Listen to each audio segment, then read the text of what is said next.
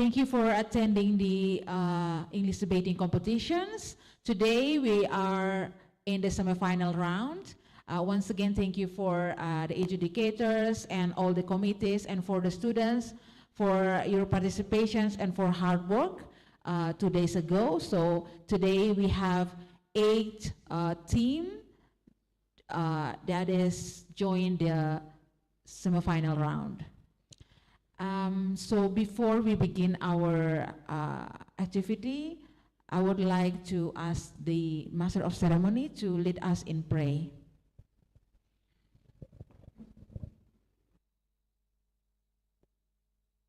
Let us pray. Dear Father in heaven, thank you for today. Thank you for leading for us. And thank you for inviting us for this place for us to begin our competition. Let this competition gonna be held goodly and help all the participants so they can deliver and do the competition good. In the name of Jesus we pray, amen. Pray finished. Okay, thank you so much for Joy as a Master of Ceremony. Today we will begin with the first performance from SMA Negeri 1 Emere versus SMA Negeri 1 Bejawa. I believe that all the participants already understand all the regulations, yeah. But please, I want to emphasize a little bit of things. The first one is you have 7 minutes and 20 seconds, yeah. So if it's already 7 minutes, you can reinstate your positions in 20 seconds, yeah. And then for the POI, please give the POI as short as possible, okay. And you can only give the POI if the speaker give you a chance. If they accept it, then you can give a POI, okay. If they don't say anything, please, for the speaker, proceed with the argument, and for the opposite team, don't give them interruptions, okay. Okay, that's all for me. Once again, for the participants, do you have any issue or questions? Okay, thank you so much. Now we welcoming the first performance today from SMA Negeri 1 Bejawa and SMA Negeri 1 Emere. Give them a big applause, and for the participants, please go to the stage.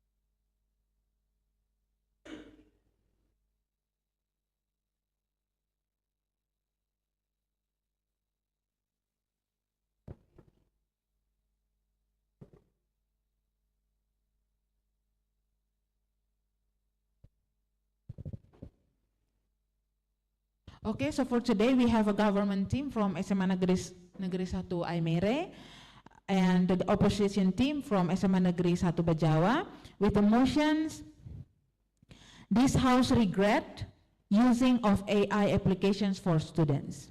With the motions, this house regret using of AI applications for students. Okay, so without further ado, I will give the chance for the government team to introduce your team members. Okay, thank you so much, moderator, for this opportunity given to me. Good morning, ladies and gentlemen, dear honorable moderators, respected judges, and their audience.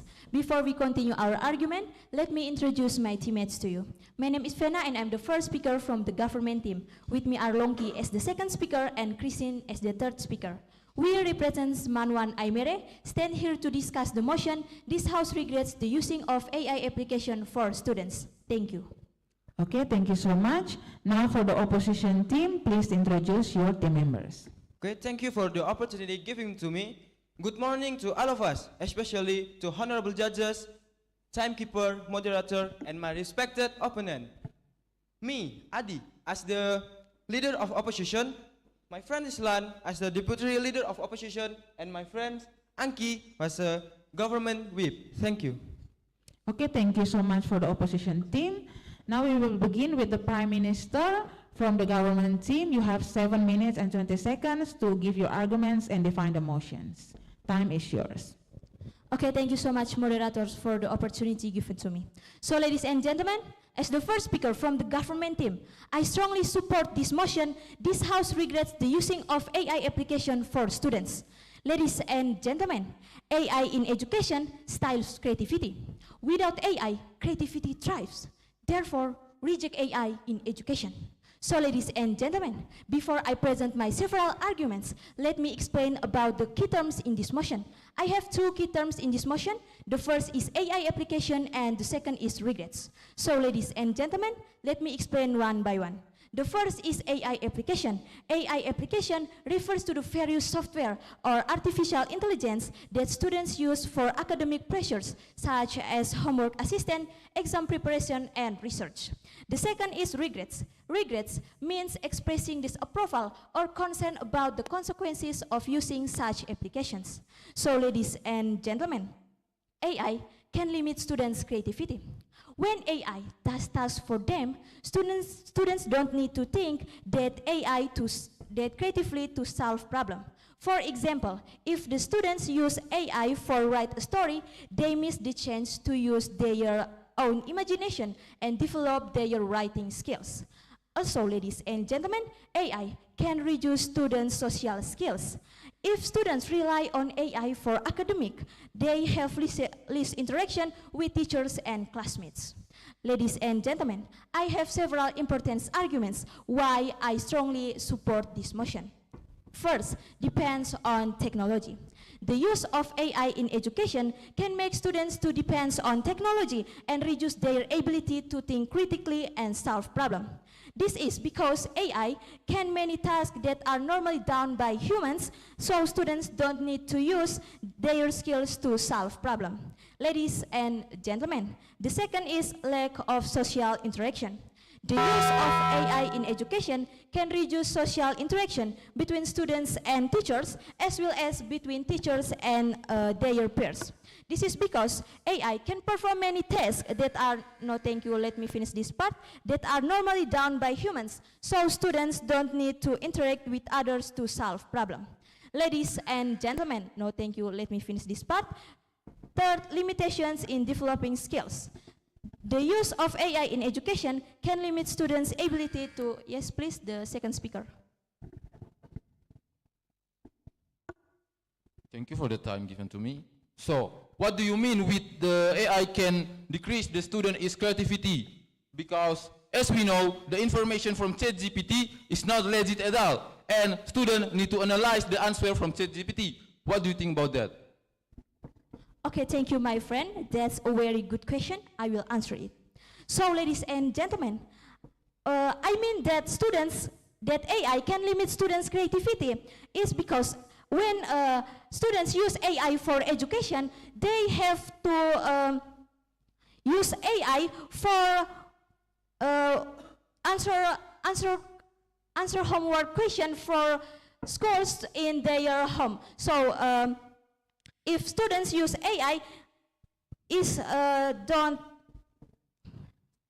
don't understanding for the material. So let me go back to my argument. Ladies and gentlemen, in many education experts, including Sir Ken Robinson, have emphasized the importance of fostering creativity and, no thank you, let me finish this part, and critical thinking in students. Ladies and gentlemen, these experts believe that, and no thank you, I'm still explaining, that an over-reliance of AI hinders these essential skills. Moreover, ladies, yes please, the first speaker. Okay, thank you for the opportunity given to me. You said that the students use ChatGPT to use AI to doing their homework, right? But there is a system that can detect assignment if they use 100% of AI or not, so they can control it. What do you think about that? Okay, thank you, my friend. That's a very good question. I will answer it. So, ladies and gentlemen, almost all students are using AI, but only 1 or 2 for its class use AI for study. The either lazy and use AI only for answer the homework or the task. So, ladies and gentlemen, let me go back to my arguments. Ladies and gentlemen, moreover, organizations like UNESCO have challenged for more ethical guidelines regarding the use of AI in education. No, thank you. Let me finish this part. So, ladies and gentlemen, I have several figures who support this motion. The first, Nick Bostrom. No, thank you. I'm still explaining. Ladies and gentlemen, the first is Nick Bostrom, a philosopher and director of the Future of Humanity Institute at Oxford. Yes, please, the third speaker. In your answer before, you said that the AI can limit the creativity of the student. But you must know that before, with the AI, the student can more creatively search information. Like, if we not use the AI, we just can search in the book. So I need your opinion about that. Okay, thank you, my friend. That's a very good question. I will answer it. So, ladies and gentlemen, AI may provide quick answer, but it cannot force a same level of deep understanding that comes of independent learning and critical thinking. So, ladies and gentlemen, let me go back to my argument. Ladies and gentlemen, the second is Elon Musk, a businessman and CEO of SpaceX and Tesla, who has issued warning about the dangers of AI and the importance of developing safe and responsible AI. Ladies and gentlemen, in many countries, including Indonesia, there are laws and regulations that encourage academic integrity and discourage cheating in education. Ladies and gentlemen, for instance, the Indonesian law on education maintains that students must learn with integrity, creativity, and critical thinking, which AI applications undermine. Ladies and gentlemen, for instance, there have been cases where students use AI to complete assignments, resulting poor understanding of the subject matter. Ladies and gentlemen, one famous example is a case in the United States where students used AI tools to write essay only to later fail in exams and requiring them to demonstrate understandings and it depends. So, ladies and gentlemen, AI can increase quality in education. Ladies and gentlemen, okay, thank you. Okay, thank you for the Prime Minister from government team. Now the chance will be given to the leader of the opposition team to begin your argument. The time starts now.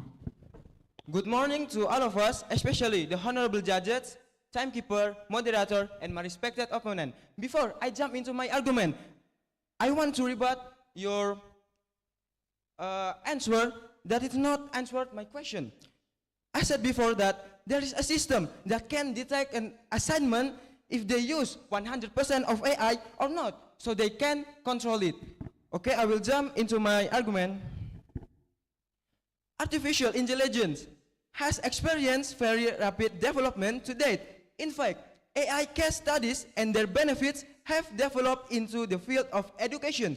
There are many benefits of AI that can be felt in the world of education, such as learning system to attendance. What are the other benefits of AI in the world of education? What is its role in the world of education to date? It will be discussed in full through this argument. Benefits and role of artificial intelligence in education. The following are the benefits of AI in the world of education based on AI studies that have been carried out.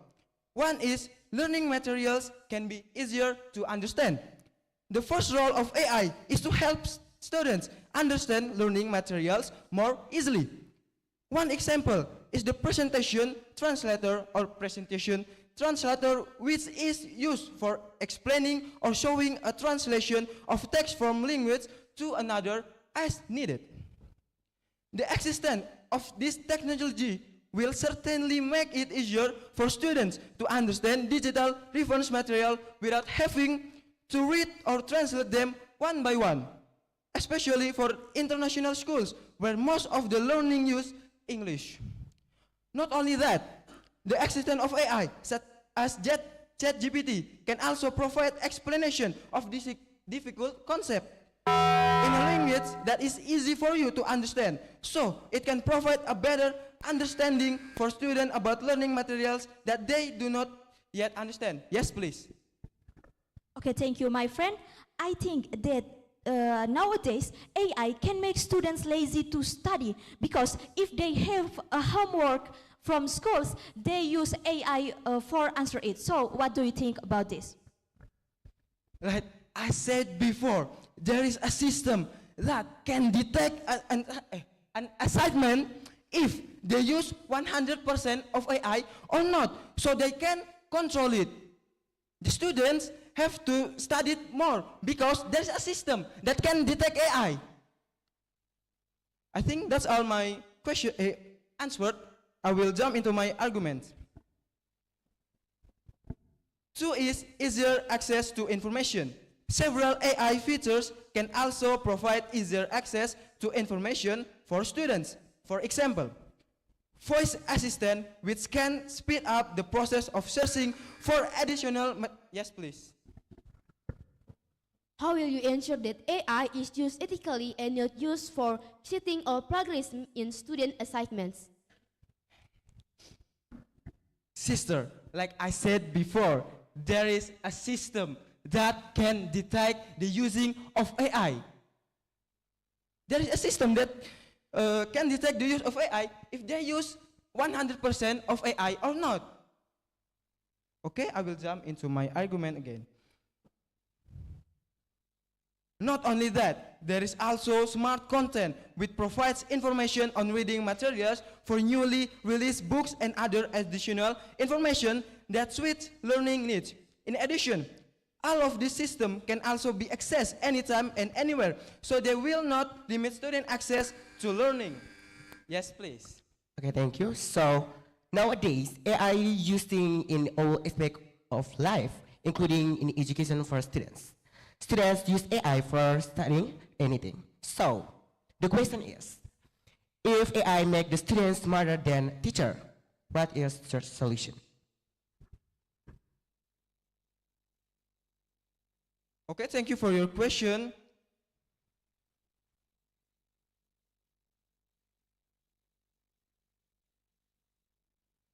But I think it can be better for the student that more clever than the teacher.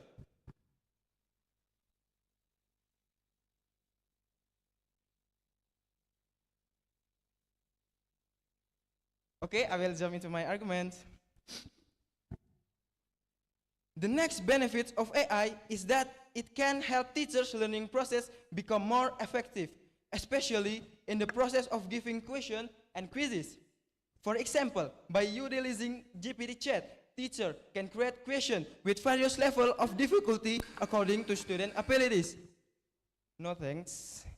In addition, this technology can also help you in compiling interesting and interactive learning materials according to learning needs. In fact, AI can, no thanks. AI can help design detailed learning plans such as learning periods, materials, and appropriate learning methods. Yes, please. Okay, so if students keep using AI for assignment, are they really learning? Yes, of course. Because they get more education from the AI. And not every information in AI is 100% legit. So, I will continue to my argument. AI case studies show that artificial intelligence enable better personalization of learning. For example, virtual assistant can support learning needs from providing information related to material that has not been understood to evaluating the level of understanding of its students. Yes, please. But your time is up. Sorry. In fact, there is an automatic evaluation feature for the tests that are done, making the teacher evaluation process faster and more accurate. Not only that, AI can also provide suggestions for the best learning method based on information and student learning outcomes. The next role of artificial intelligence in education is that it can create more interactive and enjoyable education. With my argument before, once again, we as the opposition team totally disagree about this motion today, which called this House forget of using AI application for students. Thank you. Okay, thank you so much for the leader of the opposition team. Now the time will be given to the Deputy of Prime Minister from government team. Your time starts now. Okay, thank you so much for the moderator for the time given to me, and thank you to the first speaker for such a clear and compelling argument. Well, dear honorable judges, dear opponents, and everyone here, before I continue my argument, I will able to the answer by the opposition team. I asking the opposition team about if I make the students smarter than teacher, what is your solution? So, ladies and gentlemen, as the second speaker, my task is to strengthen the opposition team position by providing a deeper analysis and evidence while also refuting the statement made by the first speaker from the opposition team. Well, ladies and gentlemen, AI application may seem helpful, but they actually harm for student learning process. When students rely on AI, they don't develop critical thinking and problem-solving skills. This dependence can make them passive learners who struggle to find the solution on their own. Additionally, ladies and gentlemen, AI rejects student effort in studying. Ladies and gentlemen, many students use AI to complete a statement without truly understanding the material. So, ladies and gentlemen, as a result, they may face difficulties in exam and the real-life challenges. Well, ladies and gentlemen, I have several important reasons why we are support this motion. Well, ladies and gentlemen, first, AI application may encourage shortcuts in learning. Ladies and gentlemen, when students use AI to find answers quickly, they miss the learning process that happens when they struggle with problems and find solutions on their own. This bypasses the essential steps of learning. Ladies and gentlemen, no, thank you, I'm still explaining. Ladies and gentlemen, AI driven tools don't foster creativity. Ladies and gentlemen, I just start, let me finish this part.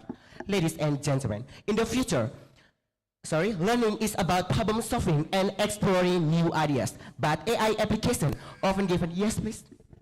Thank you for the time, and ladies and gentlemen, as we know, the two countries with good education is Finland and Singapore. And then in their country, they use AI to their education system on their learning process on students. And if we use AI in our students too, we can be same with them, and we can be good in education.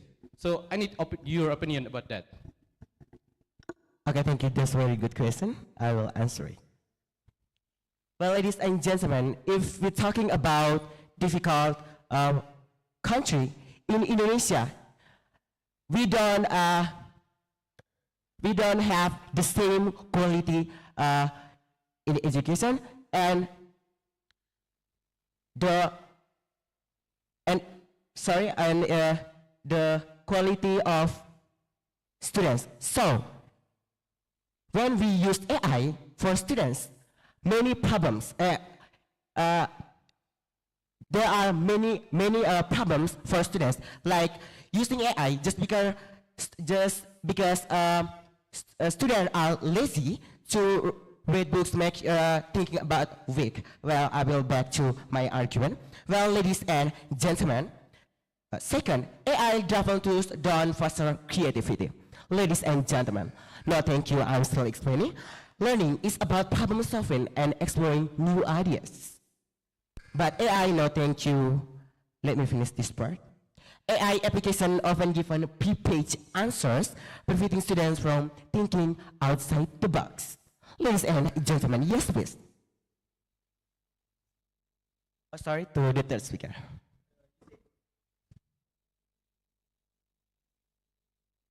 You say that in Indonesia, we doesn't have same quality of education, so that AI gives solution to us, so we can be better than before. Like we can see the past 10 years, then now when we use AI, we be more better than when not use the AI before. I need your opinion about that. Okay, thank you, my friend. That's a very good question. I will answer it. Well, ladies and gentlemen, AI applications can make students rely on technology, preventing them from engaging in deeper thought process necessary for solving problems. Ladies and gentlemen, we acknowledge that AI will improve access, but access without proper guidance leads to misses. Students in remote areas may depend on an answer without understanding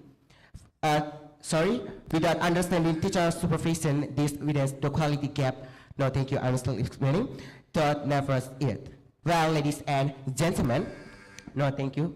I just start. Let me finish this part. Ladies and gentlemen, AI application can disrupt the education process by promoting laziness. Yes, please. Thank you for the time given to me. You said that before, we don't have a same quality as other country to use the AI. That's why we use AI for improving the quality of the student, and AI is a technology. If we use the AI, that means we are equal with the country that use AI. Thank you. Okay, thank you. I will back to my argument. Well, ladies and gentlemen, like I said before, many students using AI to complete assignment without truly understanding the material. Well, ladies and gentlemen, AI application can disrupt the education process by promoting laziness. Ladies and gentlemen, if students begin to rely on AI for everything, they may lose motivation to study and engage deeply with the subject matter. Moreover, ladies and gentlemen, AI application, while designed to help, can cause students to focus on quality over quality.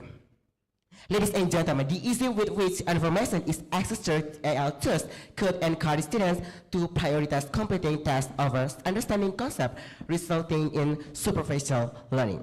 Ladies and gentlemen, while opponents may argue that save time, we believe it compromises the quality of education.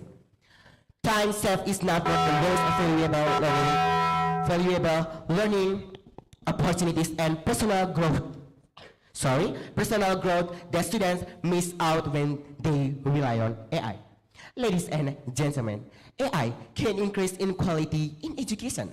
Not all students have equal access.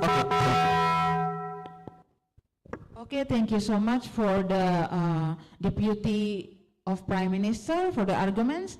Now the chance will be given to the Deputy Leader of Oppositions to begin your arguments. The time starts now. Good morning to all of us, especially the honorable judges, the timekeeper, the moderator, and of course, my respect opponent from side of opposition, from side of government, I'm sorry. So, before I move to my argument, I would like to rebut some point from your team. In your POI before, you say that what is the solution if the student is be more smart than the teacher? And my solution is, if the student is be more smart than the teacher, that means it is a good way. It's a good because the teacher can study more and it will be good. And it's illogical if you say that your team is regret the using of AI, but you say student can be more smart than the teacher. So I will move to my argument. The use of artificial intelligence by students in educational context has become common and normal today. In school or campus environment, the use of AI as a tool to help with assignment has become commonplace. And there is a system that can detect the using of AI, so they can use the AI at all, and they will study more to elaborate and to modify the answer from the AI. AI offers students numerous advantages in education, primarily through personalized learning experience, improved accessibility, and increased efficiency. It can tailor content to individual learning style and need. provide immediate feedback, and automate tasks like grading, freeing up educator for more impactful interaction. And ladies and gentlemen, rather than being afraid with the AI, we can accept the AI and we can embrace it with positive mindset. Like in the past time, people is rejecting the internet, but no thanks, I'm still speaking. But now everyone is using the internet. For example, us who debate in here, we use the internet for searching the argument. Yes, please. Okay, I have a simple question for you. Doesn't AI make people lazy? Can you repeat your question? Doesn't AI make people lazy? Of course, the AI is making people lazy. That's why, if they use the AI, that means they will get the answer and they will elaborate it with their own mind. And everything has a negative impact, include AI. But that does not mean that we can reject the AI at all, because AI is helping students to study and to elaborate some sentence with simple nothing, with simple.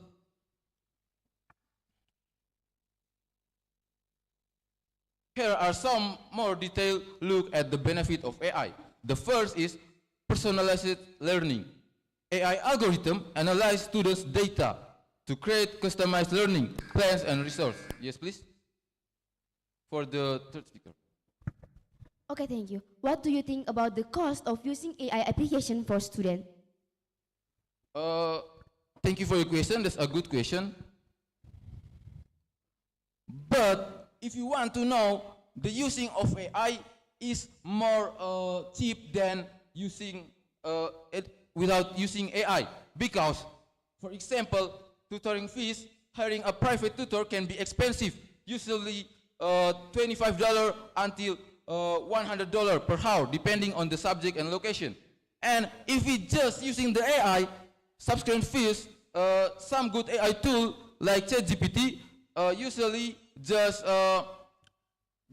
cost the $10 till $30 for subscription. So I will move to my argument.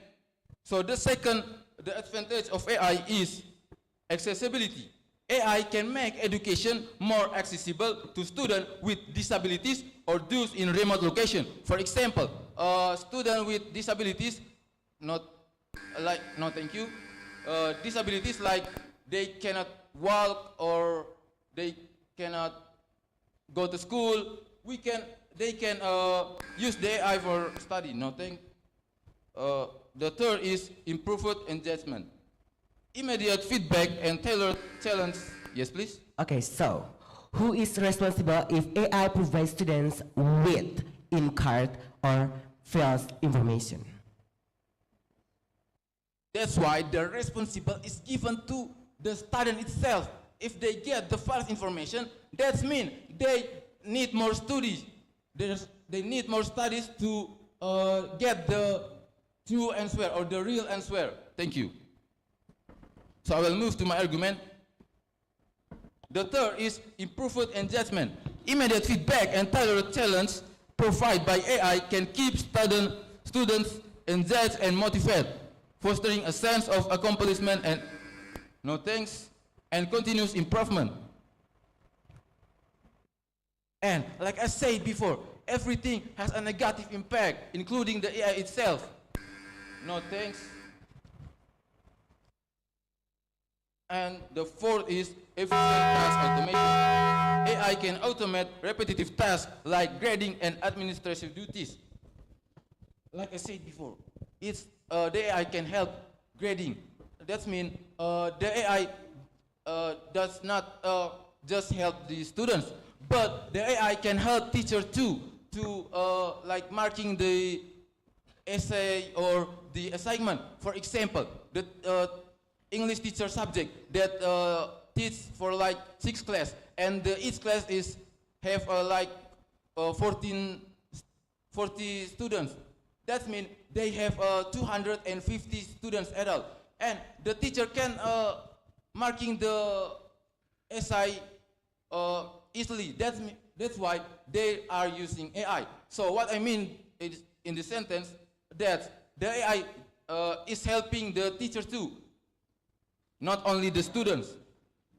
And the AI is have advantage called cost savings. Like I said before in my answer, that the AI is more cheap than without AI. So with that, I have the deputy leader of opposition want to say that again. We from the opposition team really disagree with this motion. Thank you. Okay, thank you so much for the arguments. Now we will continue with the government whip speaker.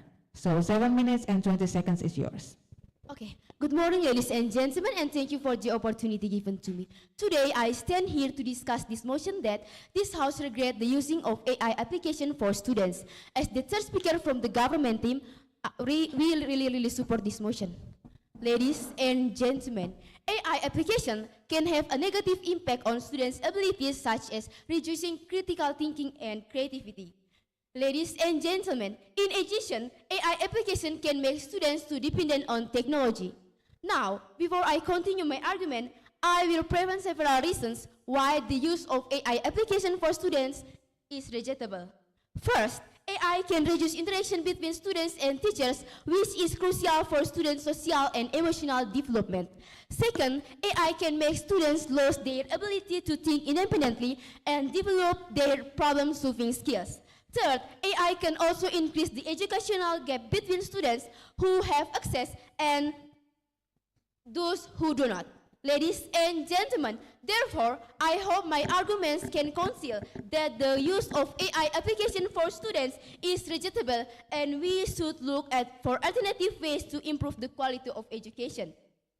Ladies and gentlemen, AI might provide quick answer, but it cannot face for the same level of deep understanding that comes from independent learning.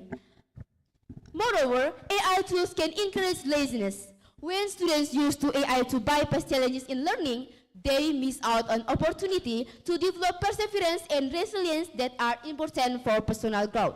Ladies and gentlemen, once again, keep in your mind, AI can lead technology addiction. Students might spend too much time using AI application, which can affect their well-being. For example, AI application can manipulate students by showing specific content that reinforce certain beliefs or behavior. Ladies and gentlemen, AI can handle student. Oh, come on, I just start. Please bypass. Ladies and gentlemen, AI can handle student ability to think independently. If students rely on nothing, I'm still explaining. If students rely on solve problem, they don't develop their own problem-solving skills. For example, okay, please. For who? I'm sorry. Okay, for the third speaker. You said before that the AI can reducing critical and creatively thinking of the student, but you must know that before, if the student use the AI, they can be more creatively and make up their critical thinking. Because why? Because they use AI to search more information, and they can get more information rather than they just use a book. And I need your opinion about that. Okay, my friend, that's a very good question. I will answer it.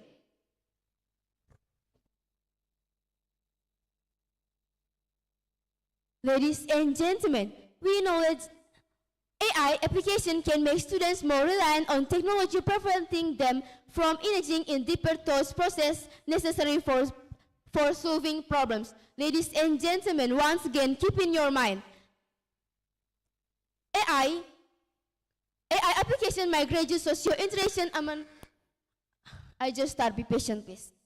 AI application can make reduce social interaction among students, group work and discussion, which are crucial, I'm sorry my friend, let me finish this part, which are crucial for learning collaboration and communication skills can be undermined when students, okay please, the second speaker.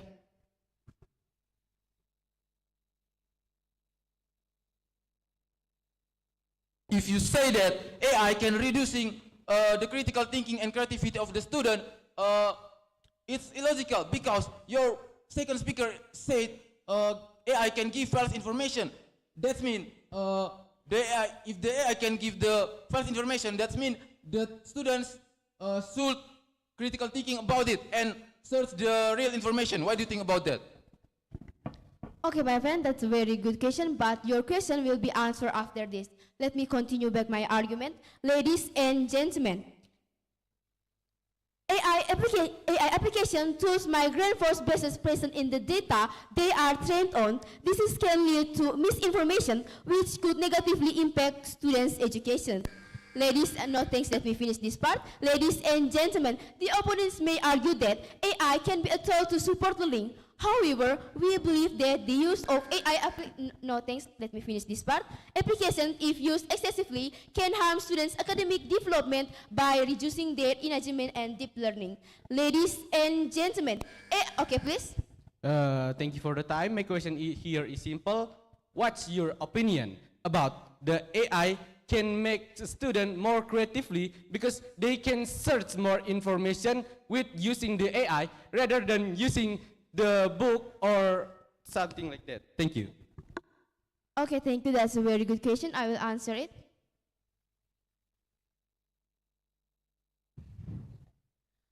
Ladies and gentlemen, AI should be a supplement to learning, not a replacement for it. It should support, not replace, critical thinking and personal growth. Okay, let me go back my argument. Ladies and gentlemen, the overall AI create dependency. In the future, students may be unable, let me finish this part, may be able to solve problems without assistance of technology, which limits their ability to develop necessary life skills like reasoning and decision making. Lastly, ladies and gentlemen, AI application can disrupt the educational process by promoting laziness. If students begin to rely on AI for everything, they may also motivation to study and engage the subject matter. Moreover, ladies and gentlemen, AI application, while designed to help, can cause students to focus on quantity over quality. This is with information is access through AI tools could encourage students to prioritize completing tests over understanding concepts, resulting in superficial learning. Ladies and gentlemen, AI can increase inequality in education. Not all students have equal access to AI technology. This can create a gap between students who have access to those who do not. Students with special needs might face discrimination if AI tools are not designed to accommodate their specific requirements. AI can diminish the role of teachers, provide guidance, support, and personalized feedback with all. AI can fully replace. AI-driven assessment might not accurately evaluate students through understanding or potential. Ladies and gentlemen, AI-driven tools do not. Okay, thank you so much for the government whip speaker. Now we will continue with the opposition whip speaker to begin your arguments. Your time will start now. Good morning to all of us, the honorable judges, timekeeper, moderator, and of course my friend from side of opposition. Before I deliver my argument, let me rebut some point that I take from the government argument. Ladies and gentlemen, they say that the AI can reducing the critical and creative thinking of the student. But I think it is not illogical because when the student use the AI, they can more creatively search which AI give the true information. And they say that the student doesn't understand the materials. Why? I think the student can be more understand about the materials because when they get information just from the teachers, maybe they doesn't understand what the teacher said, and when they get back to home, they can search from the AI what is information, what the materials that they doesn't understand. Ladies and gentlemen, as a third speaker in opposition team, we want to say that we strongly disagree with our motion today. Namely, this House regrets the using of AI application for students. Ladies and gentlemen, like I said before, this AI can help more students on creatively and critical thinking. Not just that, we can see in the test 10 past years ago when the student did not use the AI and now the student use the AI. We can see the difference, right? We can see the big difference. Like when the past 10 years ago, they doesn't have too much information because the information just a limit because they doesn't have any place to search the information that. And with the AI, yes please for the second speaker. Okay, thank you. So, aren't you worried that relying too much on AI might make students lose their base solution in solving problems and doing classes without technology? Okay, I get your point. But you must know in here that with the AI, the student may be creatively because they want to know more information that they does not get in the school. So in the AI, they can get more information. So let me continue to my argument. Ladies and gentlemen, if the student use the AI, not that the student get the benefit, but the teacher can get the benefit too. Why? Because when they give the materials and the student already search the material in the AI, yes please. Okay, thank you. What do you think about the cost of using AI application for students? Okay, thanks for your question, but I think you must know in here, with using like example, in TT, Gemini, and ChatGPT, we not must give a budget or we not must give a money to them to use the AI. For example, we search material on to do this debate, we doesn't have give a lot of money, maybe just $10 to $13. Ladies and gentlemen, let me continue to my argument. If we scared about the impact of the AI, we can modify that. We can editing the AI like, no thank you, I'm still speaking. Like, if we use AI, we just limit the time. Like my first speaker before, yes please for the second speaker. First speaker, I'm sorry. Okay, thank you. What do you think about the students in remote areas if they don't have handphone for use AI in their learning? So what do you think about this? Okay, thanks for your question. I think it is job for the government. They can improve a technological in that area so the student can use the AI too and get more benefit from the AI itself. Let me continue to my argument. AI enhances learning supports understanding. AI power tools like ChatGPT, can academic, AI tutor, and Potomatic can help students understand complex topics by providing detail and explanation and example. In a 2023 study by, yes please.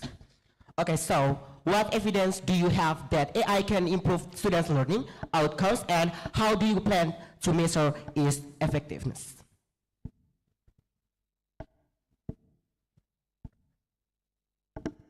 Okay, I get your point. Like my second speaker said before, AI gives so much information, and it's a job to the students who must take again, like which information can they use and which information is not true or can be false.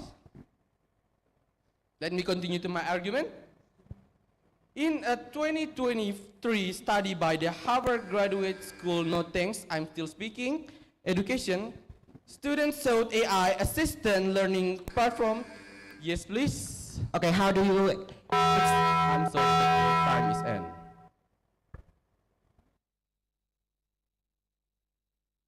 Ladies and gentlemen, from here, we can now a lot of benefit from the AI itself.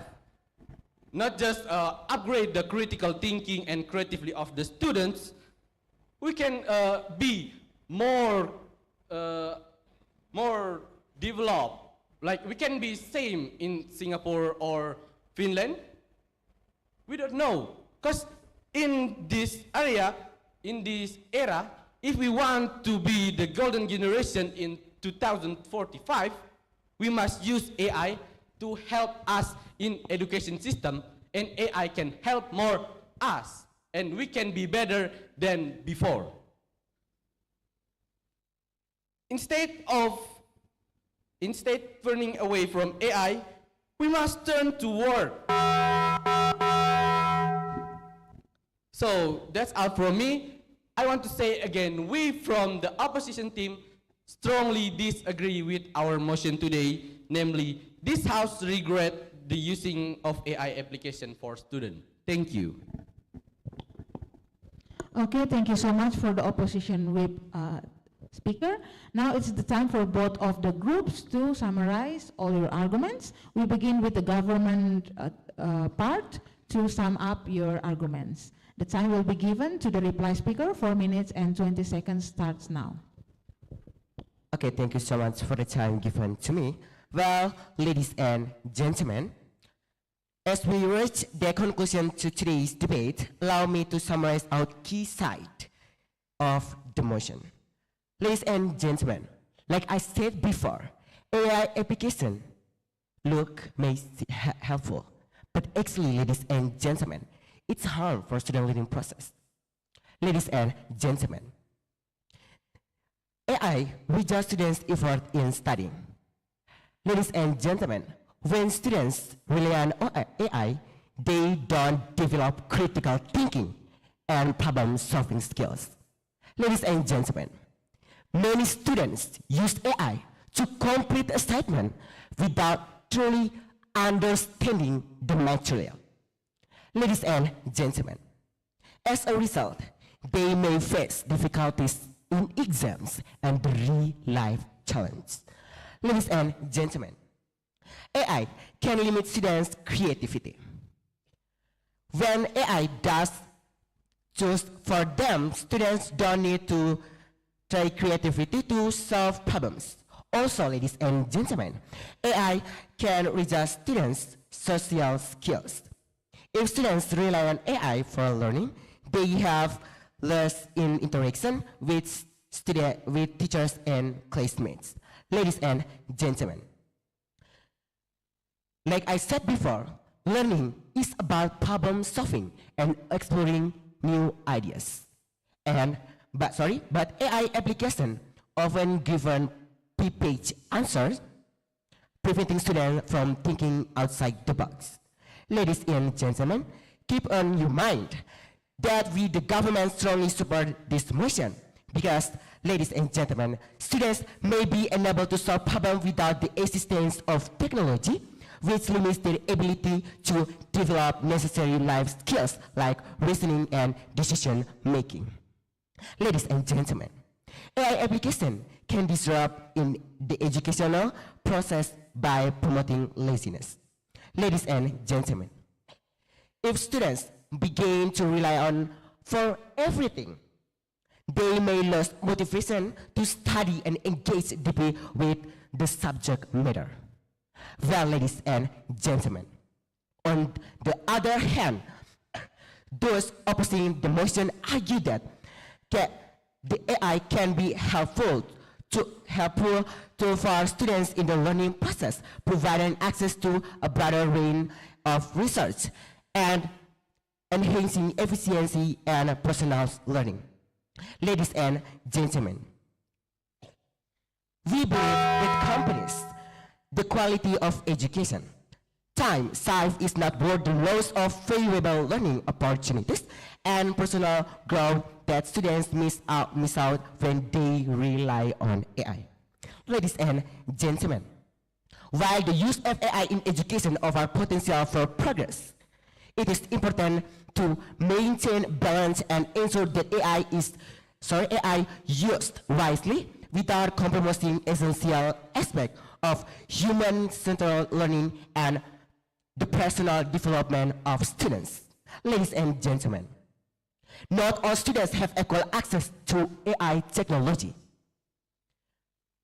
We believe it compromises the quality of education.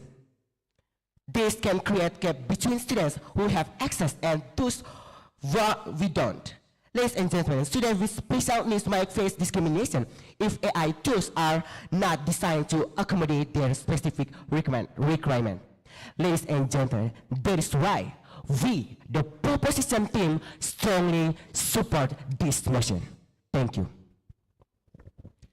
Okay, thank you so much for the reply speaker from the government team. Now we continue with the reply speaker from the opposition team to summarize the arguments. The time starts now. Okay, thank you for the time given to me.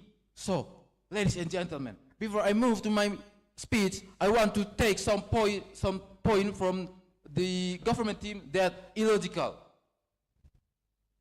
If you say that the student can improve their critical thinking, that means, I'm sorry, you say that the students can improve their critical thinking, but you already say that AI can give a false information.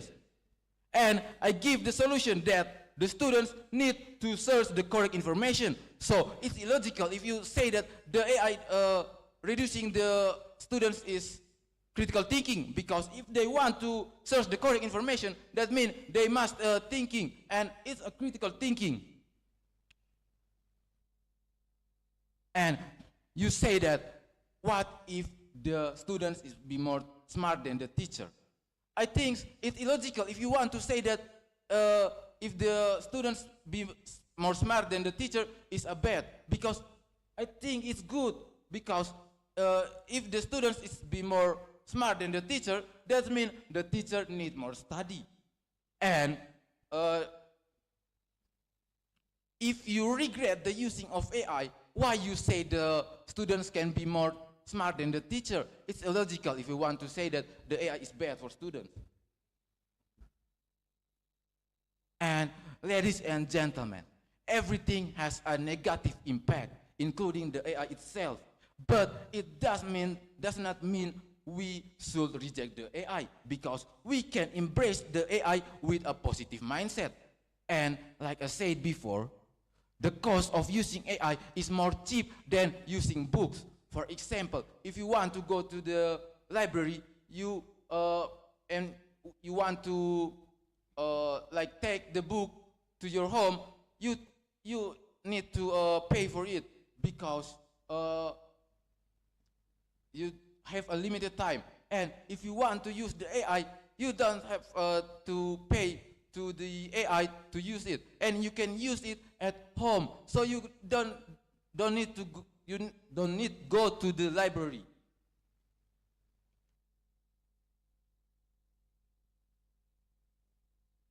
And I want to say that, ladies and gentlemen, AI can help students to elaborate or explain some sentence that they does not understand. So the AI is helping the students to explain some point that they does not understand. And ladies and gentlemen, as we know, in the past time, people is reject the internet because they're afraid of the internet. But now we all use the internet. For example, us in this room, we use the internet for search the argument that we use in this debate. So what do you think if, so I mean that the AI can help us, and some of us in here is using AI for searching the argument for this debate. So it's logical if you want to say that the AI is bad for students.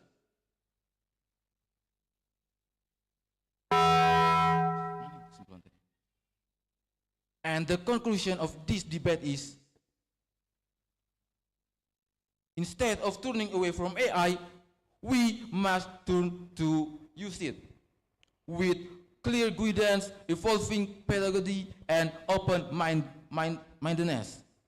Like I said before, we need good mindset to use this AI, so we can take the advantage of this AI.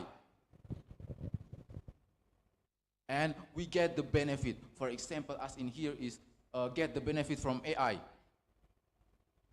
So maybe that's all from me. I want to say that again, we from the opposite team really disagree with this motion, because this house regret the using of AI for students. Thank you. Okay, thank you so much for the reply, speaker. Okay, that's the end of this first performance, opening performance today. Thank you so much for the participants. Please go back to your seat and please give a handshake to each other and all of the adjudicators.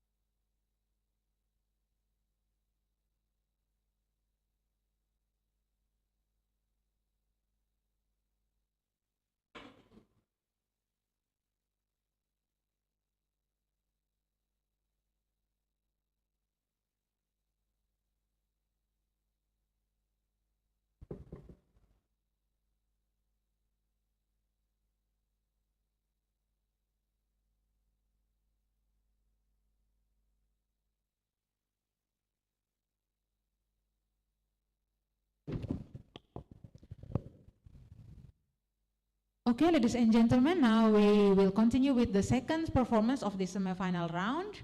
But before, the participants are already here? Oh, okay. Are you still in spirit? Yeah, cheer up, yeah? Okay. So before we begin, I would like to highlight a bit about the regulations that I think missing yesterday, yeah? About the POI. Yeah, please, if you give the chance for the opposite team to interrupt you, you need to listen to the questions, yeah? You need to listen to the questions so you can answer the questions, yeah? Okay? And then for the POI, you need to say yes, please, or no, thanks, if you want to refuse, yeah? Please don't just go with the argument, but please respond to the interruption first, okay? Okay, so are you any questions or any issue from the participant? Okay. Okay, so now we welcoming the second performance from SMA Negeri Golewawere versus SMA Seminari Mataloko. Please go to the stage and take your position. Give them a big applause, ladies and gentlemen.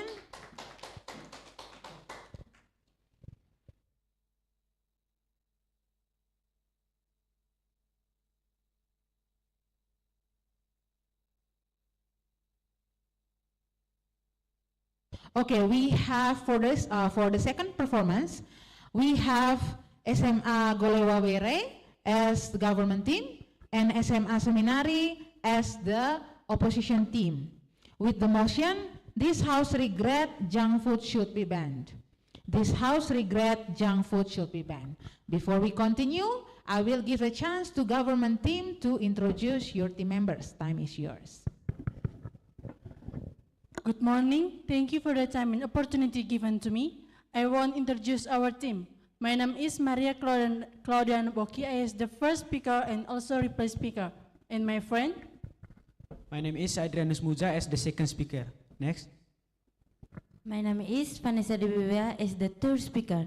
Thank you. Okay, thank you so much, government team. Now the opposition team, please introduce your members. Good morning, the honorable judges and of the participants who are attending here. My beloved friends from the government team. As a Prime Minister, it's time to me to introduce my team. I, Deepening, as a first speaker, followed by Agadai as a second speaker, and Arin Wiko as a third speaker. It is a beautiful chance that we can have a conversation with you, and I hope we can make the collaboration together. I think that's all for me. Thank you. Okay, thank you so much for the opposition team. Now we will begin our debating competitions with the government Prime Minister to deliver the arguments and define the motions. Your time will start now. Good morning. Thank you for the time and opportunity given to me, the honorable judges, moderator, timekeeper, member of the opposition team, and distinguished audience.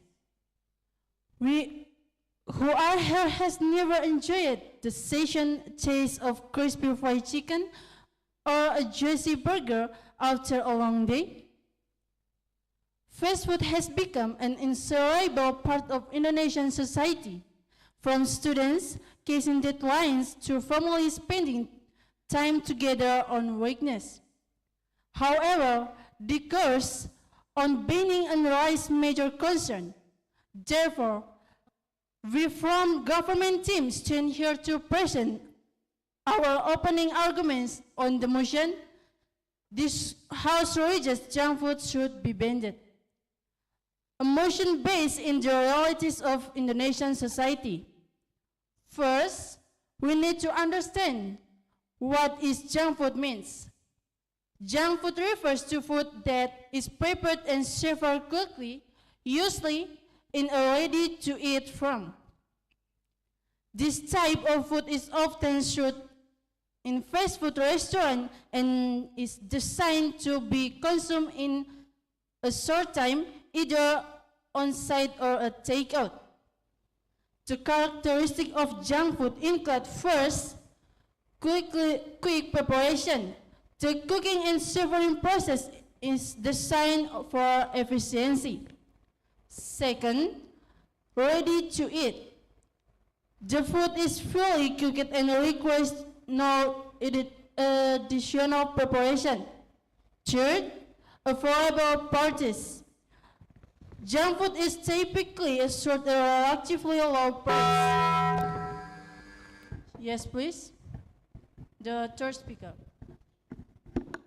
Okay, ladies and gentlemen, we know that there is a plastic to use for packaging the junk food. So, vote your solution so that plastic cannot distract our environment. I need your opinion about that. Okay, thank you. But banning fast food is not the right solution. It's providing why focus on more effective and accessible nutrition education. We can collaboration with schools to teach children about balanced nutrition, and we can launch public companies that are more creative and aspire to understand. Thank you. I will continue my argument. Once again, the characteristic of junk food include first, quick preparation. The cooking and serving process in the sign of efficiency. Second, ready to eat. Yes, please. Ladies and gentlemen, according BRIN.com, ladies and gentlemen, 206 million children in Indonesia, aged 5 until 19, suffering from the obesity cases. Ladies and gentlemen, when we agree to ban the junk food, it means the cases will increase in the future because the junk food has a material may make the obesity. What do you think about that? However, according to Brian Wansik, its suggests regulation and education are better than a total ban because consumers should be helped to make healthy choices, not face. I will continue my argument. Third, affordable price. Junk food is typically sold in a relatively low price. Fifth, limit meal option. The menu usually focus on a new popular dishes. And the last, convenient packaging. Junk food is packaged in particular containers for takeout or dine-in consumption. Example of junk food include burgers. Yes, please. A simple question for you. As we know that in a junk food there are substances, or we call addictive substances, that can make people consume it again and again. So it is useless that the government just give us socialization, but the people just eat it again and again because there's an addictive substances in it. So we need to ban it. I need your opinion about that. Okay, thank you. Again and again, This ignores the reality of Indonesian fast-paced and dynamic lifestyle. For busy office workers, students facing deadlines, or house hunkers, fast food is often a practical and affordable option. Limiting their access to taste food choice is akin to ignoring their needs and circumstances should be force them to spend hours in the kitchen just to the nutrition meals. I will continue my argument. Example of junk food include burgers, pizza, chicken, french fries, ice cream, donuts, and cookies. Bans on junk food have been implemented in various places, from schools and restaurants to national scale restriction in some countries. Governments claim that such bans aim to reduce obesity rates and improve public health. However, we agree that banning junk food is not the right solution and instead harms many parties. First argument about economic impact and Indonesian society. Let's talk about the real economic impact on Indonesian citizens. This ban would not only hurt major corporations like McDonald's and KFC, but also destroy thousands of small food vendors offering similar minutes.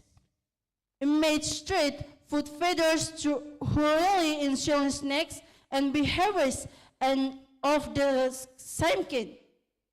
They will lose their livelihoods, and the consequences will be deeply felt by their families. This is not just about numbers, it is about the real life of millions of Indonesians. Second argument about ignoring the reality of moderate lifestyle. This ban ignores the reality of Indonesian fast-paced and dynamic lifestyle. For busy office workers, students facing deadlines, or excited hunters. Based on the points we have present, it is clear that banning junk food is an unwise and unrealistic solution for Indonesian society. This occasion harms the economic, the religious people's needs, and creates bigger problems. Thank you. Okay, thank you so much for the Prime Minister. Now we will continue with the leader of the opposition speaker to begin the argument. Please start now. Good morning, the honorable judges and of the participants who are attending here, and my beloved friends from the government team. As a leader of opposition team, I would like to state it that we from the opposition team totally and absolutely disagree with our motion today that says junk food deserves regret, junk food should be banned. Ladies and gentlemen, before jumping right into my argument, I would like highlight several points that I think comes from the errors mind of the government team. The government team contained before about the junk food, and when we ban the junk food, it will take an impact on the economy life in Indonesia. Ladies and gentlemen, please keep in mind about this one. You need to know that junk food is make someone fall into the illness. The question is, how someone will work when they are sick? It means, ladies and gentlemen, the most important factor that we need to think in here is the healthy, not the economy. I think it's clear, ladies and gentlemen. Let's move into my argument. Our argument is talk about the junk food is the unhealthy food. Like I told you before, ladies and gentlemen, junk food makes someone fall into the illness. The materials in junk food are high in calorie, fat, salt, sugar, and low in nutrition. It can cause a lot of diseases such as the obesity and the health failure. According to data that we got from bpjskesehatan.com, ladies and gentlemen, on 2024, health failure is 1.89 million people and increase up to 4.5 million in 2025. We need to think about what will the big impact that's come from the junk food. Let's talk about the health factor in here, ladies and gentlemen. Why there are a lot of diseases that's come from that experiencing from people in Indonesia. The survey according math.com. Yes, please, for third speaker. Thank you. You say that the ban is the right policy for the health community. On the other hand, public health problems do not come from fast food, but rather from ambulance consumption partners. Thank you. I got your point, madam, but ladies and gentlemen, in here, I would like to state it again. We need to think about the healthy factor, ladies and gentlemen. When we still allow junk food in Indonesia, it means the people will still consume it, right? When there is a lot of cases, the people fall into the illness. But when we still implement the junk food, or we still allow the junk food in Indonesia, it means, ladies and gentlemen, the cases will experiencing the increasing number of cases itself.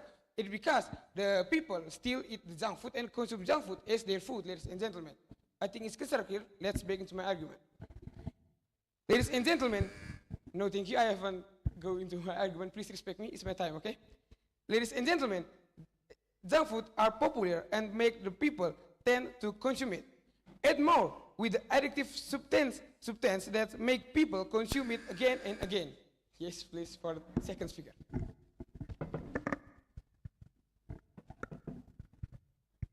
Okay, thank you. Ladies and gentlemen, I don't agree with this motion because the junk food industry brought educational campaigns and incentive for businesses that provide healthier food options. Thank you. Like I answered the period that's come from, like I told you in my highlight the argument that's come from your first speaker, ladies and gentlemen. The big question is why, how people will work when they are sick. It means, ladies and gentlemen, we need to increase the quality of health people in Indonesia that and ban the junk food. That's because the economic will grow. I think it's clear here. Let's break into my argument. Ladies and gentlemen, add more with the addictive substance that make people consume it again and again. That prevents. No, thank you. If the consume extends freely, ladies and gentlemen, junk food may increase the risk of the health failure, such as obesity. Ladies and gentlemen, yes, thank you. Yes, please. You say that excessive consumption of junk food has been proven to be a major cause of various chronic. On the other side, many junk food clones and once again, on the other side, many junk food clones would offer healthy options such as salads, natural juice, and calorie meals. With this innovation, customers and still enjoy junk food without consuming their health. What do you think about that? I got the point. You to clarify about how the people can manage their food, ladies and gentlemen. But please keep in mind, there's a lot of poor family that lives in Indonesia. They have no choice to buy the healthy food because they have a problem in their economy. It means, ladies and gentlemen, the one choice that the people need to still life is eat junk food. But please keep in mind about this one. When the people eat junk food again and again, it make he or she experiencing the illnesses and gentlemen, like I said before, such as obesity and the cancer, ladies and gentlemen. I think it's crystal clear. Let's break into my argument. If we don't against the junk food, ladies and gentlemen, we must ready to see that our next generation will be weaker and easier to get the dishes. We need to face the big money that we spend because a lot of dishes. How our country will be developed country, meanwhile our generation is weak, even for against the dishes. It take an effect in stunting to stunting problem. If the poor family still eat and consume the junk food, ladies and gentlemen, their children will suffering from the stunting itself. It means our dreams to create this stunting-free generation will not achieve because we still allow the junk food. One way to create people is to manage their eating pattern, ladies and gentlemen. That's why we need to ban the junk food. Therefore, we from the opposition team totally and absolutely disagree with our motion today that says this house regret junk food should be banned. I think that's all for me. I'm Dovinono. Thank you very much. Okay, thank you so much for the leader of the opposition team. Now we will give the opportunity to the Deputy Prime Minister, speaker from the government team to begin the arguments. Time starts now. Good morning. Thank you for the time and opportunity given to me, the honorable judges, moderator, members of the opposition team, and distinguished audience. The first speaker from our team has generally explained why banning junk food is a misguided policy. As the government team, we firmly support this motion because it is based on strong and logical reasoning. On this occasion, I will strengthen the argument with data, evidence, and a deeper analysis, highlighting the negative impact of this ban on the economy, employment, and consumer rights. First, significant economic impact. The junk food industry is a major contributor to the national economy. According to data from the Badan Pusat Statistik in 2023, cited from its official website, this sector contributes 2.5% of product domestic brutto, equivalent to 250 trillion rupiahs. Additionally, this industry generated 50 trillion rupiahs in value-added tax and income tax revenue in the same year. A ban on fast food would result in enormous economic loss, estimated at 100 trillion rupiahs per year, which includes loss of company revenue, 70 trillion rupiahs, and decline in tax revenue, 30 trillion rupiahs. Moreover, I would have a ripple effect on related sector, such as agriculture, a 50% decline in demand for wheat and vegetables, livestock farming, a 20% reduction in demand for chicken and beef, and distribution and logistic, reduced dependence on raw materials. Yes, please, the first speaker. You need to know about the data that we got from the liputan6.com. Plastic waste in Indonesia in 2025, ladies and gentlemen, will increase up to 800,000. We need to ban the junk food to overcome this problem because the junk food uses the single-use plastic to be a packaging of junk food itself. What do you think about that? Okay, thank you. According to Indonesian Retailers Association, cited from the 2024 annual report of the Indonesian Employers Association, the sector provides jobs and approximately 2 million people. I will continue my argument. Next, the second, impact on employment. Junk food industry employs millions of workers, but directly and indirectly. According to the Indonesian Retailers Association, yes, please, the third speaker. Okay, ladies and gentlemen, the side of the government team to glorify that junk food company can help the economic sector, but the big company of the junk food make a capitalism in the market and make hard for the middle company to get growth. It means that junk food company itself distract the economic sector. What do you think about that? Okay, thank you. The junk food industry contributes significantly to the gross domestic product and national tax revenue. Banning junk food will lead to massive economic loss, hinder business growth, and reduce investment in the food debt beverage sector. I will continue my argument. Once again, second, impact on employment. Junk food industry employs millions of workers, but directly and indirectly. According to the Indonesian Retailers Association, cited from the 2024 annual report of the Indonesian Employers Association. Yes, please, the second speaker. I beat the bullet of your argument that stated about that this junk food company can increase economy in Indonesia. Question for you is how the people can work if they sick because they consume junk food? I need your opinion about that. Okay, thank you. Fast food can be a practical and confident option for students with best schedules with widely available and offer menu variety, and fast food consumption should be balanced with other nutritious food to maintain health. I will continue my argument. Once again, this sector provides jobs in approximately 2 million people, including first, 1.2 million restaurant and junk food outlet employees. Second, 1,000 farmers and livestock breeders supplying raw materials. Third, 300,000 drivers and logistic workers in the supply chain. And the last, around 100,000 managers. Yes, please, the first speaker. You need to think about our dreams in Indonesia, gold Indonesian generation, that we need to create the stunting-free generation of Indonesian children, ladies and gentlemen. When we still implement the junk food, or allow the junk food, ladies and gentlemen, it means the stunting cases will still be in our country.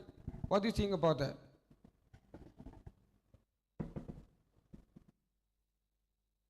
Okay, thank you. We can collaborate with schools to teach the children about balanced nutrition. We can launch public campaigns that are more creative and easy to understand. Now I will continue my argument. With this ban, millions of people will lose their jobs, increasing unemployment rates and hindering economic growth.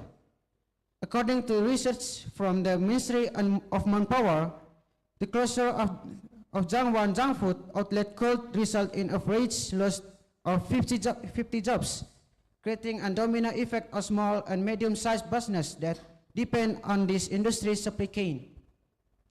Next, the third, consumer rights and freedom of choice. Banning junk food means restricting consumer rights to make their own choice. Free market economic principles emphasize that individuals have the right to decide what product they want to consume. If the government aims to address health issues related to fast food consumption, the more appropriate approach is nutrition education and regulation. Instead, more effective policies include nutritional regulations, education, and incentive for healthier products, allowing people to make better food choice without sacrificing a large and vital economic sector. Thank you. Okay. Okay, thank you so much for the Deputy Prime Minister.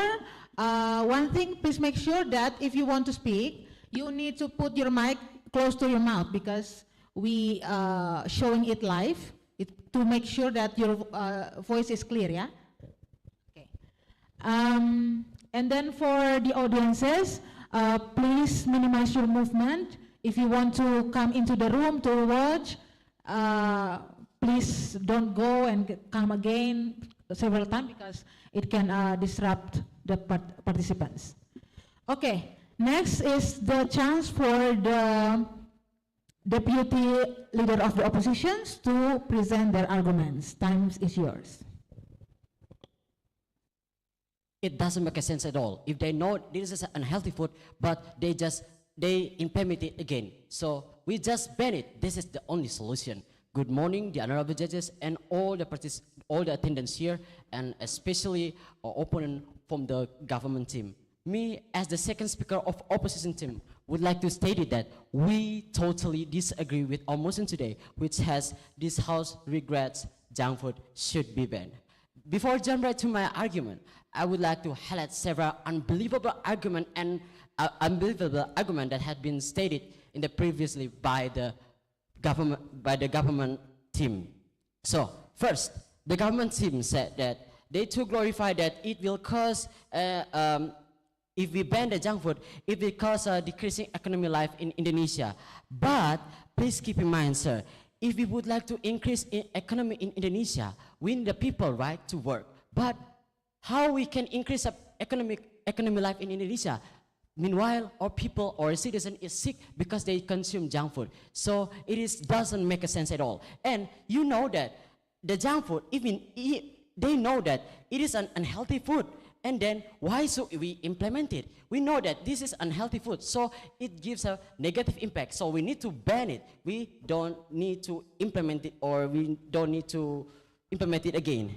And then the government also stated that we just imbalance the consumption. Okay, the question is why we should imbalance the consumption? Because the people consume it again and again. Why the people consume it again and again? Because the junk food itself have a substance addictive that can make a people consume it again and again. So the one solution is not just balance the consumption, because it is useless. We give education to imbalance the consumption, but they just consume it because the addictive substance. So we need to ban it, or we need to ban it.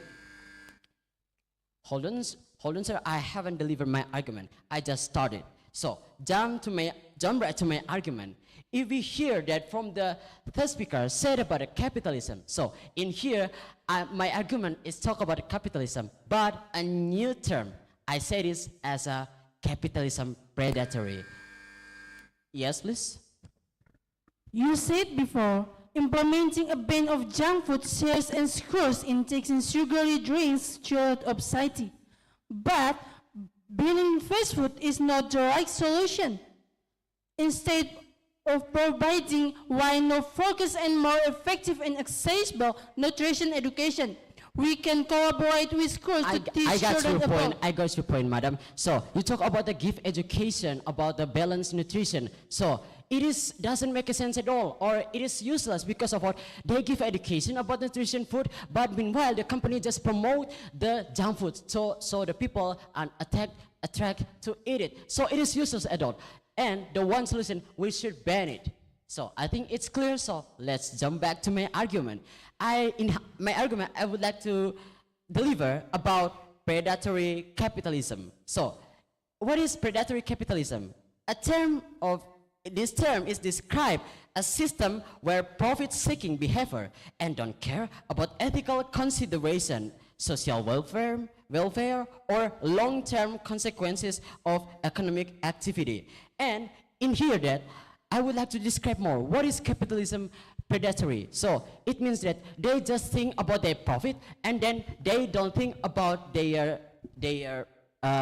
consequences, such as if they sell junk food. Hold on, sir. If they sell junk food, they will don't care about what the consequences. They will sacrifice the people and also sacrifices the environment. Go ahead.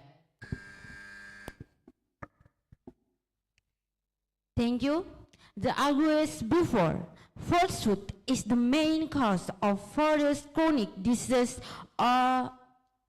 worst of which is obesity. On the other hand, fast food is not the main cause of chronic disease such as obesity, but is caused by lifestyle, diet, and genetic factors. Thank you. I got your point. So it caused by a lifestyle of consuming junk food. Why are they consuming junk food as a lifestyle? Because they are attracted to consume junk food by the promotion of the company, and add more. I have said previously, the substance is addictive that make people consume it again and again. So it's clear. So jump right to my argument. According to liputan6.com, plastic waste in Indonesia in 2025 will increase up to 800 tons. So it means that this is a capitalism predatory in here. The company just produces a plastic in order to package the junk food, and then they don't care about the plastic waste condition in Indonesia. They just think about their profit, and they just then they didn't think about the negative impact that can cause by producing junk food itself. And let's see, right now, the number of junk food restaurants increase time to time. The government just let it be without thinking about the consequences. It seems like the government have been manipulated by the company. Because of what? Because they get lots of taxes. I'm so sorry, because the time is limited, so I will continue my argument. Because they have get lots of tax, so the government just let it in order to support our economy life. And the government the government just blind. They don't see that their citizen condition consuming that still consuming junk food are their citizens are trapped in their convenience. So the government don't pay attention on it. And it will cause, in my second argument, it will cause the infestation of problem in the future. So could you imagine, if we consume junk food, we will cause a lot of people, there are lots of people eat junk food right now, and it will cause lots of diseases in the future, and it will cause in the future there will lots of people die because consuming junk food. Because of what? Because lots of diseases like a heart failure and obesity, and it will cause also the second, it will disturb our environment that will still limit our generation in the future. So therefore, we from the opposite team totally disagree with our motion today, which says this House regrets junk food should be banned. Thank you very much. Okay, thank you so much for the deputy leader of the opposition team. Now we go to the government whip to deliver your arguments. Your time starts now. Thank you for the time and opportunity given to me. As the third speaker from the government team, I will reinforce, strengthen the arguments previously presented by my teammates. Refer the opposition team's claims and conclude why this House regrets junk food should be banned. Before I deliver my speech, I don't agree with the second speaker from the opposition teams. He said that they oppose the ban of fast food. On the other hand, I wrote from that banning junk food is not the right solution. This policy would only destroy an industry that significantly contributes to the economic, eliminate millions of jobs, restrict consumer freedom, and still fail to effectively address public health issues. I will continue my arguments. From the beginning of this debate, our team has firmly stated that banning junk food is not misguided policy as it negatively impacts the economic, employment, and consumer rights. Moreover, we have demonstrated there are more effective policy alternatives than a total ban. I will summarize the arguments presented to further clarify our team stance. Here are the key points we have put forward. First, significant economic impact.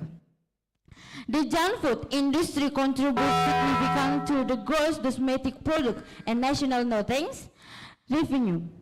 Banning junk food will lead to massive economic losses, hinder business growth, and reduce investment in the food and beverage sector. Yes, please. The second speaker.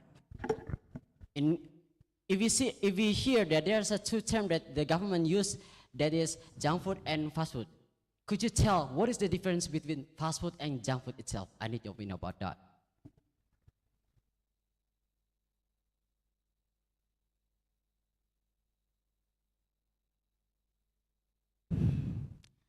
You are welcome related to your feedback. I affirm that banning junk food is not the right solution. This policy will only destroy an industry that significantly contributes to the economic, eliminate millions of jobs, restrict consumer freedom, and still fail to effectively address public health issues. I will continue my arguments. Second, impact on employment. This industry employs millions of people, ranging from restaurants, workers, farmers, and livestock, business to workers in the logistic and distribution sector. A ban will result in mass layoffs and increase unemployment rates. Third, consumer rights and freedom of choice. Consumers have the right to determine their own food choice. The government should provide nutrition education and transparency in information. Yes, please. The third speaker. Okay, ladies and gentlemen, we know that the Indonesia will face the gold generation in 2024, 2045, ladies and gentlemen. But if we implement junk food in our country, it means that we build unhealthy generation. What do you think about that? Thank you for your feedback statement. I will explain to you. The younger generation needs better nutrition education, not restrictions that take away the right to choose. Banning junk food will not stop unhealthy eating habits if there is not proper education. I will continue my arguments. Fourth, more effective alternative solution.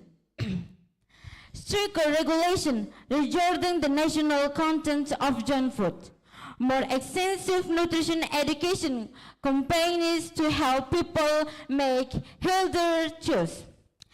Incentive for restaurants that offer healthier men option instead of banning specific products.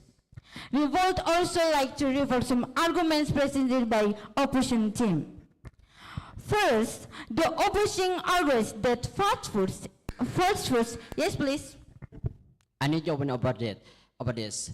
In junk food, there's a one fat that called trans fat or synthetic fat that can cause devil cholesterol, that can cause death or obesity and health failure. I need your opinion about that. Thank you for the feedback statements. I will explain to you. Fast food is not the main cause of chronic disease such as obesity, but is caused by lifestyle, diet, and genetic factors. I will continue my arguments. We do not deny that extensive consumption of junk food can have negative health effects. However, these issues do not stem from junk food itself, but rather from the unbalanced diet. Many junk food restaurants now offer healthier options such as salads, grilled chicken, and house sugars burgers. The more appropriate solution is not education and strict regulation than not a total ban. Second, the opposition claims that banning junk food will reduce obesity and chronic disease. There is not evidence that banning junk food will directly lower obesity rates. The root cause of obesity is an overall poor diet, not junk food. Countries that have admitted to restrict junk food, such as Mexico, have not solved significant reduce in obesity rates, as people continue to consume high-calorie foods from other sources. Third, the opposition stated junk food protects the younger generation. The younger generation, based on all the arguments presented, our team reaffirmed that banning junk food is not the right solution to this policy. Therefore, we from government to firmly state that this House bill related to ban junk food. Thank you. Okay, thank you for the government speaker. Please pay attention that you only have 7 minutes and 20 seconds. Yeah, 20 seconds. Okay, now we go to the opposition whip speaker. The time will start now. Why should we regret the elimination of something that shortens our life? Good morning, everybody. Honorable judges, moderator, time care, and all the participants who are attending here. As a opposite whip, I will say again that our present today is disagree with the motion which says this House regret the ban of junk food. Before I go straight into my argument, let me highlight some error things that come from the error's mind of the government team. The government team to glorify that junk food company can help economic sector. But ladies and gentlemen, we have to know the big company of the junk food make a capitalism like what my second speaker have told you. It means that the company of junk food itself distract the economic sector. And the big question is how we can work if we get sick by it because of eating junk food, ladies and gentlemen. The second is they said that we can make a solution. We give an education about the healthy food, ladies and gentlemen. But as the government, as the opposition whip, I want to say that this solution is useless, ladies and gentlemen. Why do I say so? Because on junk food, there is an addictive substance that can make people or someone want to eat it again and again. So it's useless if you give the education for the student, but you still give the addictive substance on the junk food itself. And the government team also cannot differentiate between junk food and fast food, ladies and gentlemen. They make it the same, but it is different between junk food and fast food. Ladies and gentlemen, junk food as the food is high in calories, fat, salt, sugar, and low in the nutrition. But fast food is the food that consume it fast, ladies and gentlemen. It means that all of the junk food is fast food, but not all of the fast food is junk food. I think it's crystal clear, so let me go straight into my argument. In my argument, we will look deeper like with what my first speaker and second speaker have taught to you before. Hold on a second, please. I just want to jump into my argument. First, we look like what my first speaker have taught you. First is junk food is an unhealthy food. As I told you before, ladies and gentlemen, junk food is the food that high in calories, fat, salt, sugar. Yes, please. Okay, thank you. You said before, bans on junk food have been implemented in various places. On the other side, banning junk food is a misguided policy because it negatively impact the economy, employment, and consumer rights. I got your point, sir. I already told you before that the company of the junk food itself distract the economic sector with the capitalism. And the big question is how we can work if we get sick because eating junk food. So the solution is we have to ban it. Why we have to ban it? Because it's useless to we give the education, but junk food itself have an addictive substance that can make someone want to eat it again and again, ladies and gentlemen. Let me back into my argument. Hold on, sir. Let me explain about this part, okay? The substance and junk food can cause a lot of diseases, such as obesity and health, ladies and gentlemen. Yes, please, for the third speaker. Thank you. Ladies and gentlemen, fast food can be a practical and convenience option for students with buses, candles, is readily available and offers menu variants, and fast food consumptions should be balanced with other nutrition foods to maintain health. I got your point, madam. Ladies and gentlemen, I think there's the misunderstanding that comes from the side of the government team, because they too glorify that we can give education about the healthy food and a balance between the healthy food and eating junk food. But I have to say again, junk food have the addictive substance that can make someone want to eat it again and again. So it's useless if we say that we can give education about a balance eating health food and junk food. I think it's crystal clear. Let me back into my argument. Junk food can cause a lot of diseases, ladies and gentlemen, such as obesity and the others and gentlemen. And junk food not only cause the, not only cause health of our body, but also distract our environment. Yes, please, for the first speaker. You say that this has an effective because people will still find ways to consume junk food. It is clear that banning junk food is an unwise and unrealistic solution for Indonesian society. This occasion harms to the economic, derages people's needs, and creates bigger problems. What do you think about that? I got your point, madam. Ladies and gentlemen, this is a bit of our understanding that comes from the side of government team.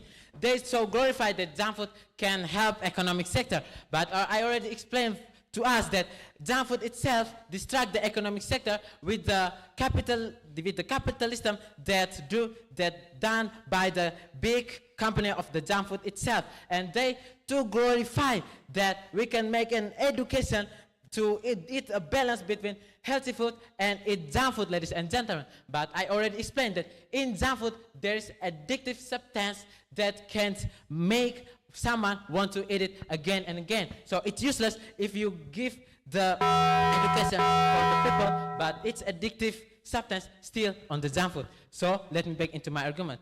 It's all about my first speaker have taught to you. Now let's move to my second speaker have taught to you. The second is predator of capitalism. As I already told you before that the company of the big company of the junk food made a capitalism here. Why, ladies and gentlemen? If we see, they only see on the profit that they will get from the junk food, ladies and gentlemen. They don't care about the dishes that the consumer will get from the junk food, and the government will be manipulated with it. Why? Because the aid of the government gets blended by the money that be given of the company from the junk food itself. So there makes sense that the big company of the junk food is a predator capitalism. Why do I say so? Because they give junk food or they can kill our people just to get a profit. Because of that, we from the opposition team strongly and absolutely disagree with the motion today, which says this House regret the ban of junk food. That's all from me. Thank you very much. Okay, thank you so much for the opposition whip speaker. Now is the time for both team to give the conclusions for all the arguments. Now I will give the opportunity to the reply speaker from the government team. You have 4 minutes and 20 seconds to speak. Please proceed. Thank you for the time and opportunity given to me. As the reply speaker from the government team, I will summarize the overall arguments present by our team. From the beginning, our team has firmly stated banning junk food is a meaningless policy because it negatively impacts the economic, employment, and consumer rights. Moreover, there are more effective policy alternatives than a total ban addressed to health concerns raised by the opposition team. We have present several reasons supporting our stance. First, significant economic impact. The junk food industry contributes significantly to the economy, creates millions of jobs, and provides substantial tax revenue to the government. This ban would negatively affect the economy, leading to a decline in income for many, including small business owners who rely the supply chains in this industry. Second, impact on employment. The junk food industry employs millions of workers, but directly and indirectly, for restaurant employees, the farmers and livestock brothers supplying raw materials. Banning junk food would result in massive job loss, increasing unemployment rates, and placing a greater economic burden on society. Third, consumer rights and freedom of choice. People have the right to decide what they eat. Banning junk food means taking away the individual's right to choose. The government should provide clear information and nutritional content rather than dictating what people can or cannot consume.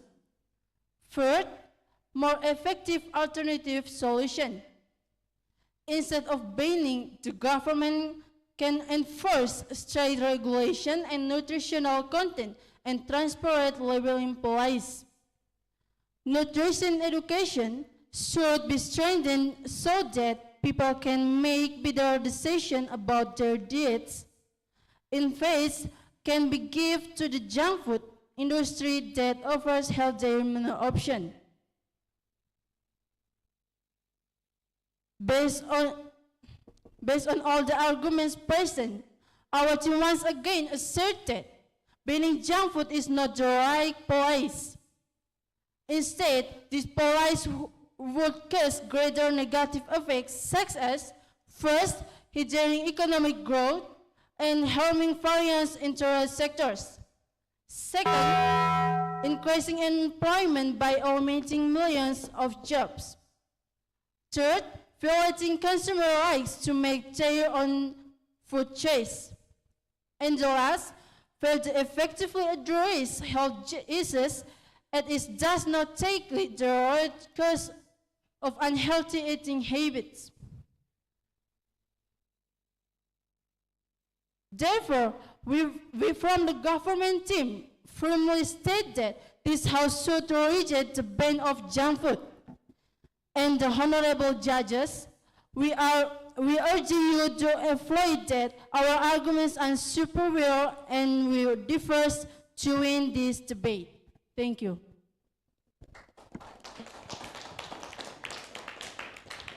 Okay, thank you for the reply speaker from government team.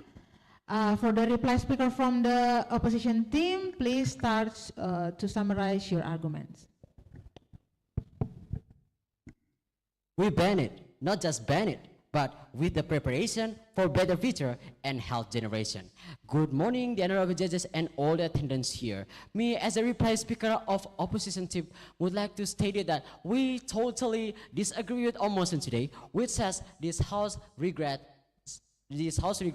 junk food should be banned. In here, I would like to deliver the several arguments and data that will prove that opposition today is right and we will become the winner on this debate competition. The first, junk food. As we know, junk food is an unhealthy food. If we know that this is an unhealthy food, so the question is why we should eat it or why we should implement it. So we need to ban it. And then, as from in the first section that say that in the junk food itself, there are lots of addictive materials that can make people to consume the junk food again and again, such as in here, salt, sugar, and calories that can distract your dopamine in it to consume it again and again. After you eat it, you will feel that I'm still hungry. So you will go to the restaurant and you buy the junk food. So your dopamine get distracted on it. So we need to pay attention on it. In order to prove my opinion about that, my opinion, there's a data according to BPJS.Kesehatan on 2024, the healthcare cases in Indonesia is 1.89 million people and increase up to 4.5 million in 2025. And the second data that I have delivered is, it is because according to the medcom.id, the survey using the users using more than 1,300 people, respondents, and approximately the respondent, 52% using junk food as a breakfast. So the question appear again, why they use junk food as a breakfast, not all the healthy food? Because of what? Because they get used to eat junk food because the junk food itself have addictive substances in it. So we need to ban it or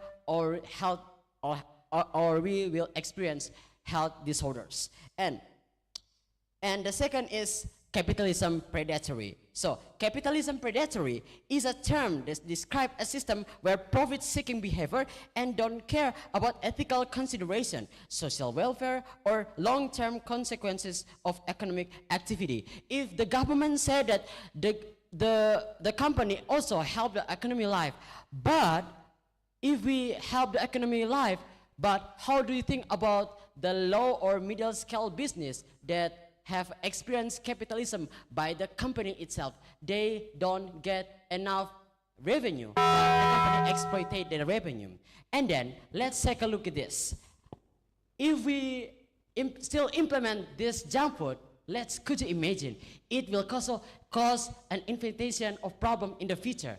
Eat lots of junk food, it means we will decrease, it will increasing number of death in Indonesia. If we consume lots of junk food, it means it will increase single-use plastic in Indonesia and it will cause environment disorder. So in here, we not just ban it, but we make a preparation to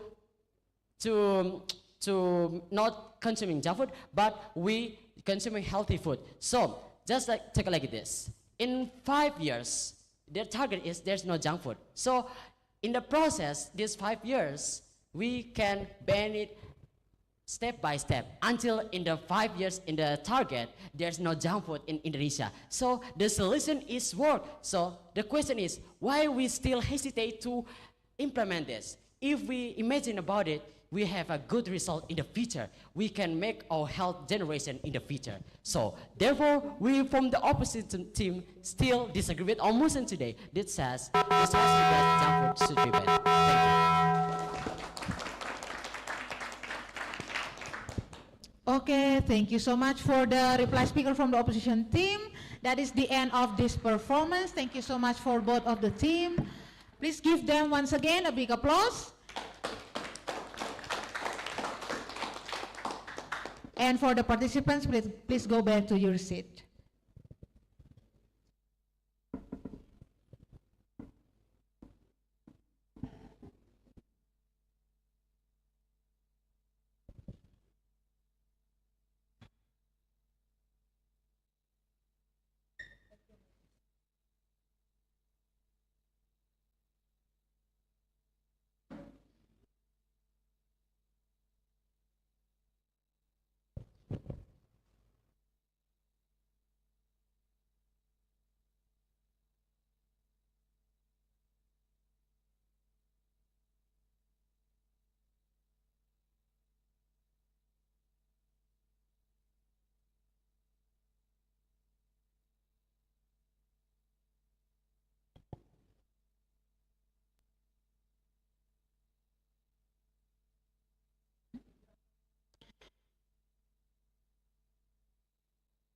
Okay, I will invite the next performance from SMA Thomas Aquino versus SMA Regina Pacis.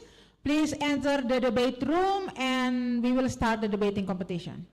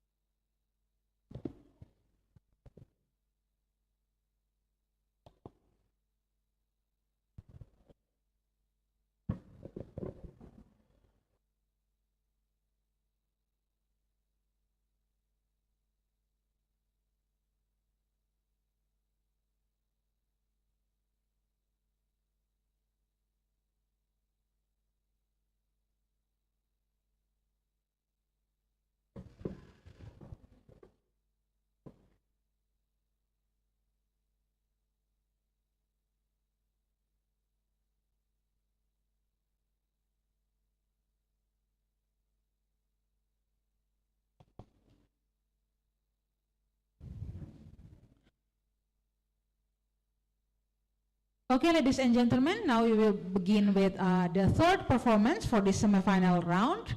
Now we already have all the participants here, and for the audiences who are outside of this room, if you want to watch the performance, I would like to invite you all to enter the room. Okay, so for the participants, you already know all the rules, but I would like to highlight again that if you want to, you already have, you have 7 minutes and 20 seconds time to speak. So in 20 seconds, you can reinstate your positions. Please don't go over the time, yeah? And then for the POI, please give it as short as possible. And then you have to accept or reject if the opposition team give you the POI. Do not ignore them, yeah? Do not just go on with your argument, but please respond to the POI first, and then you can continue with your argument. Okay, and please make sure, yeah, if you speak, the mic should be close to your mouth because we showing it live now. So we want to make sure that all the audiences online can hear your voice. Okay, without further ado, please all participants go on stage. We will begin your competition.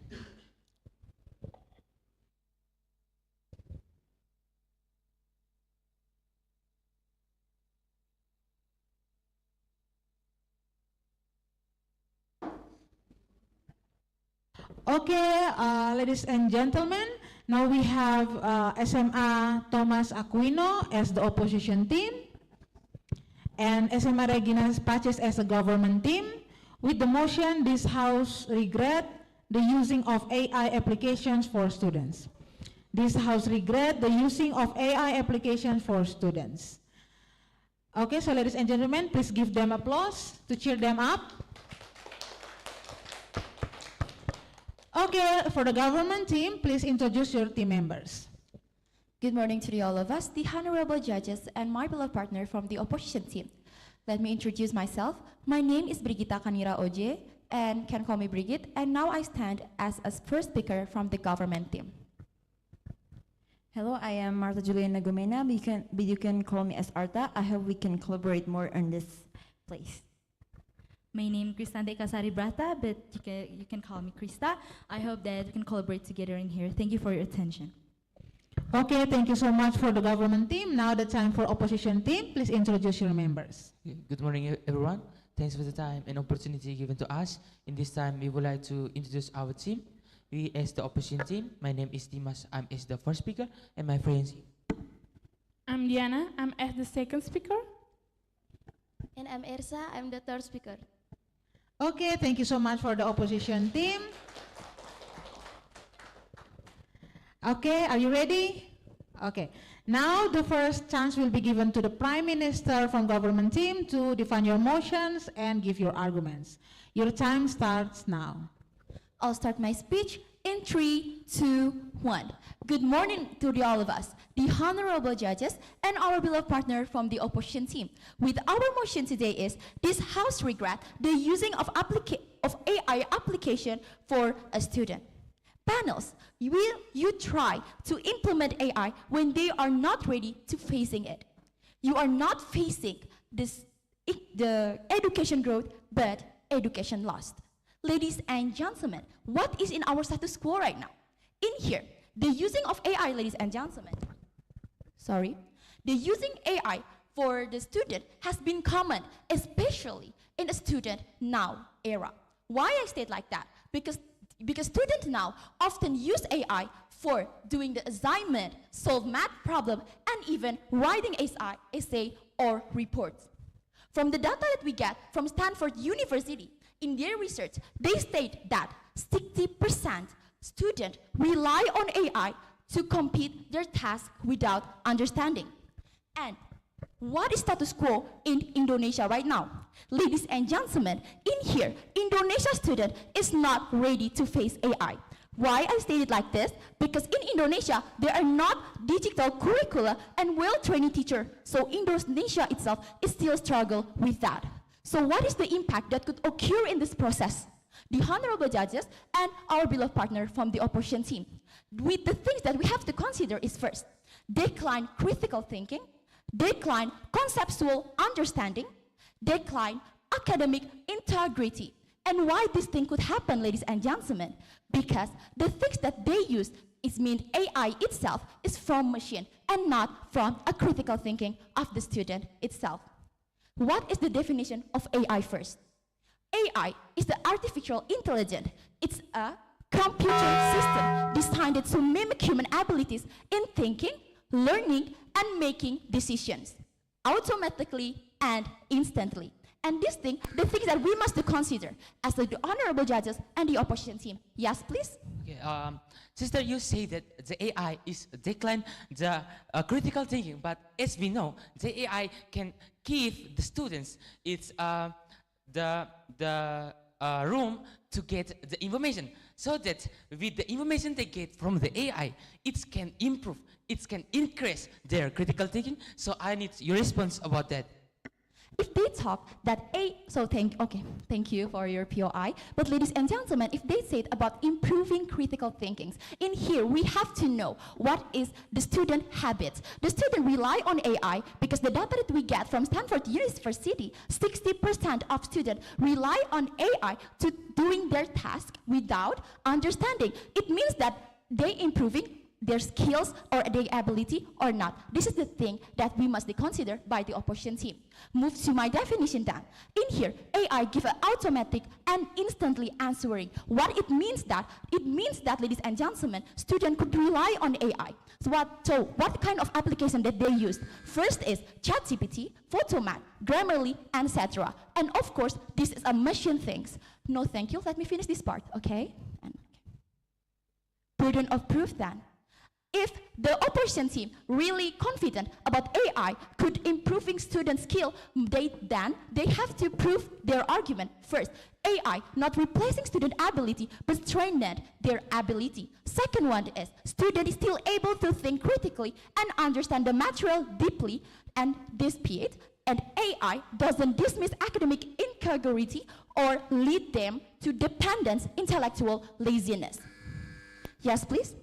Sister, you always say that AI is decline their critical thinking, but according to my data, that a survey conducted by the Ministry of Education, Culture, Research and Technology so that the 65% of high school students feel helped by using AI based on education applications such as Ruang Guru Zenius. Okay, based on this data, we can say together, ladies and gentlemen. Okay, I got your point. I'm so sorry, but we're running out of time. Let me finish this point. But we're running out of time, and I will respond. Okay? Yeah, they said about the data, ladies and gentlemen, and what the things that make students feel helped. Why the children feel helped, ladies and gentlemen, is that they feel helped because the ChatGPT or the Ruang Guru or the Zenius itself give them instantly answer. That is the thing that the opposition team must to consider about that. Okay, so first layer then, no thank you. First layer then, AI can lower student abilities. AI lowers student abilities because first, decline student critical thinking. In 2023, based on the research by Common Sense Media, yes please?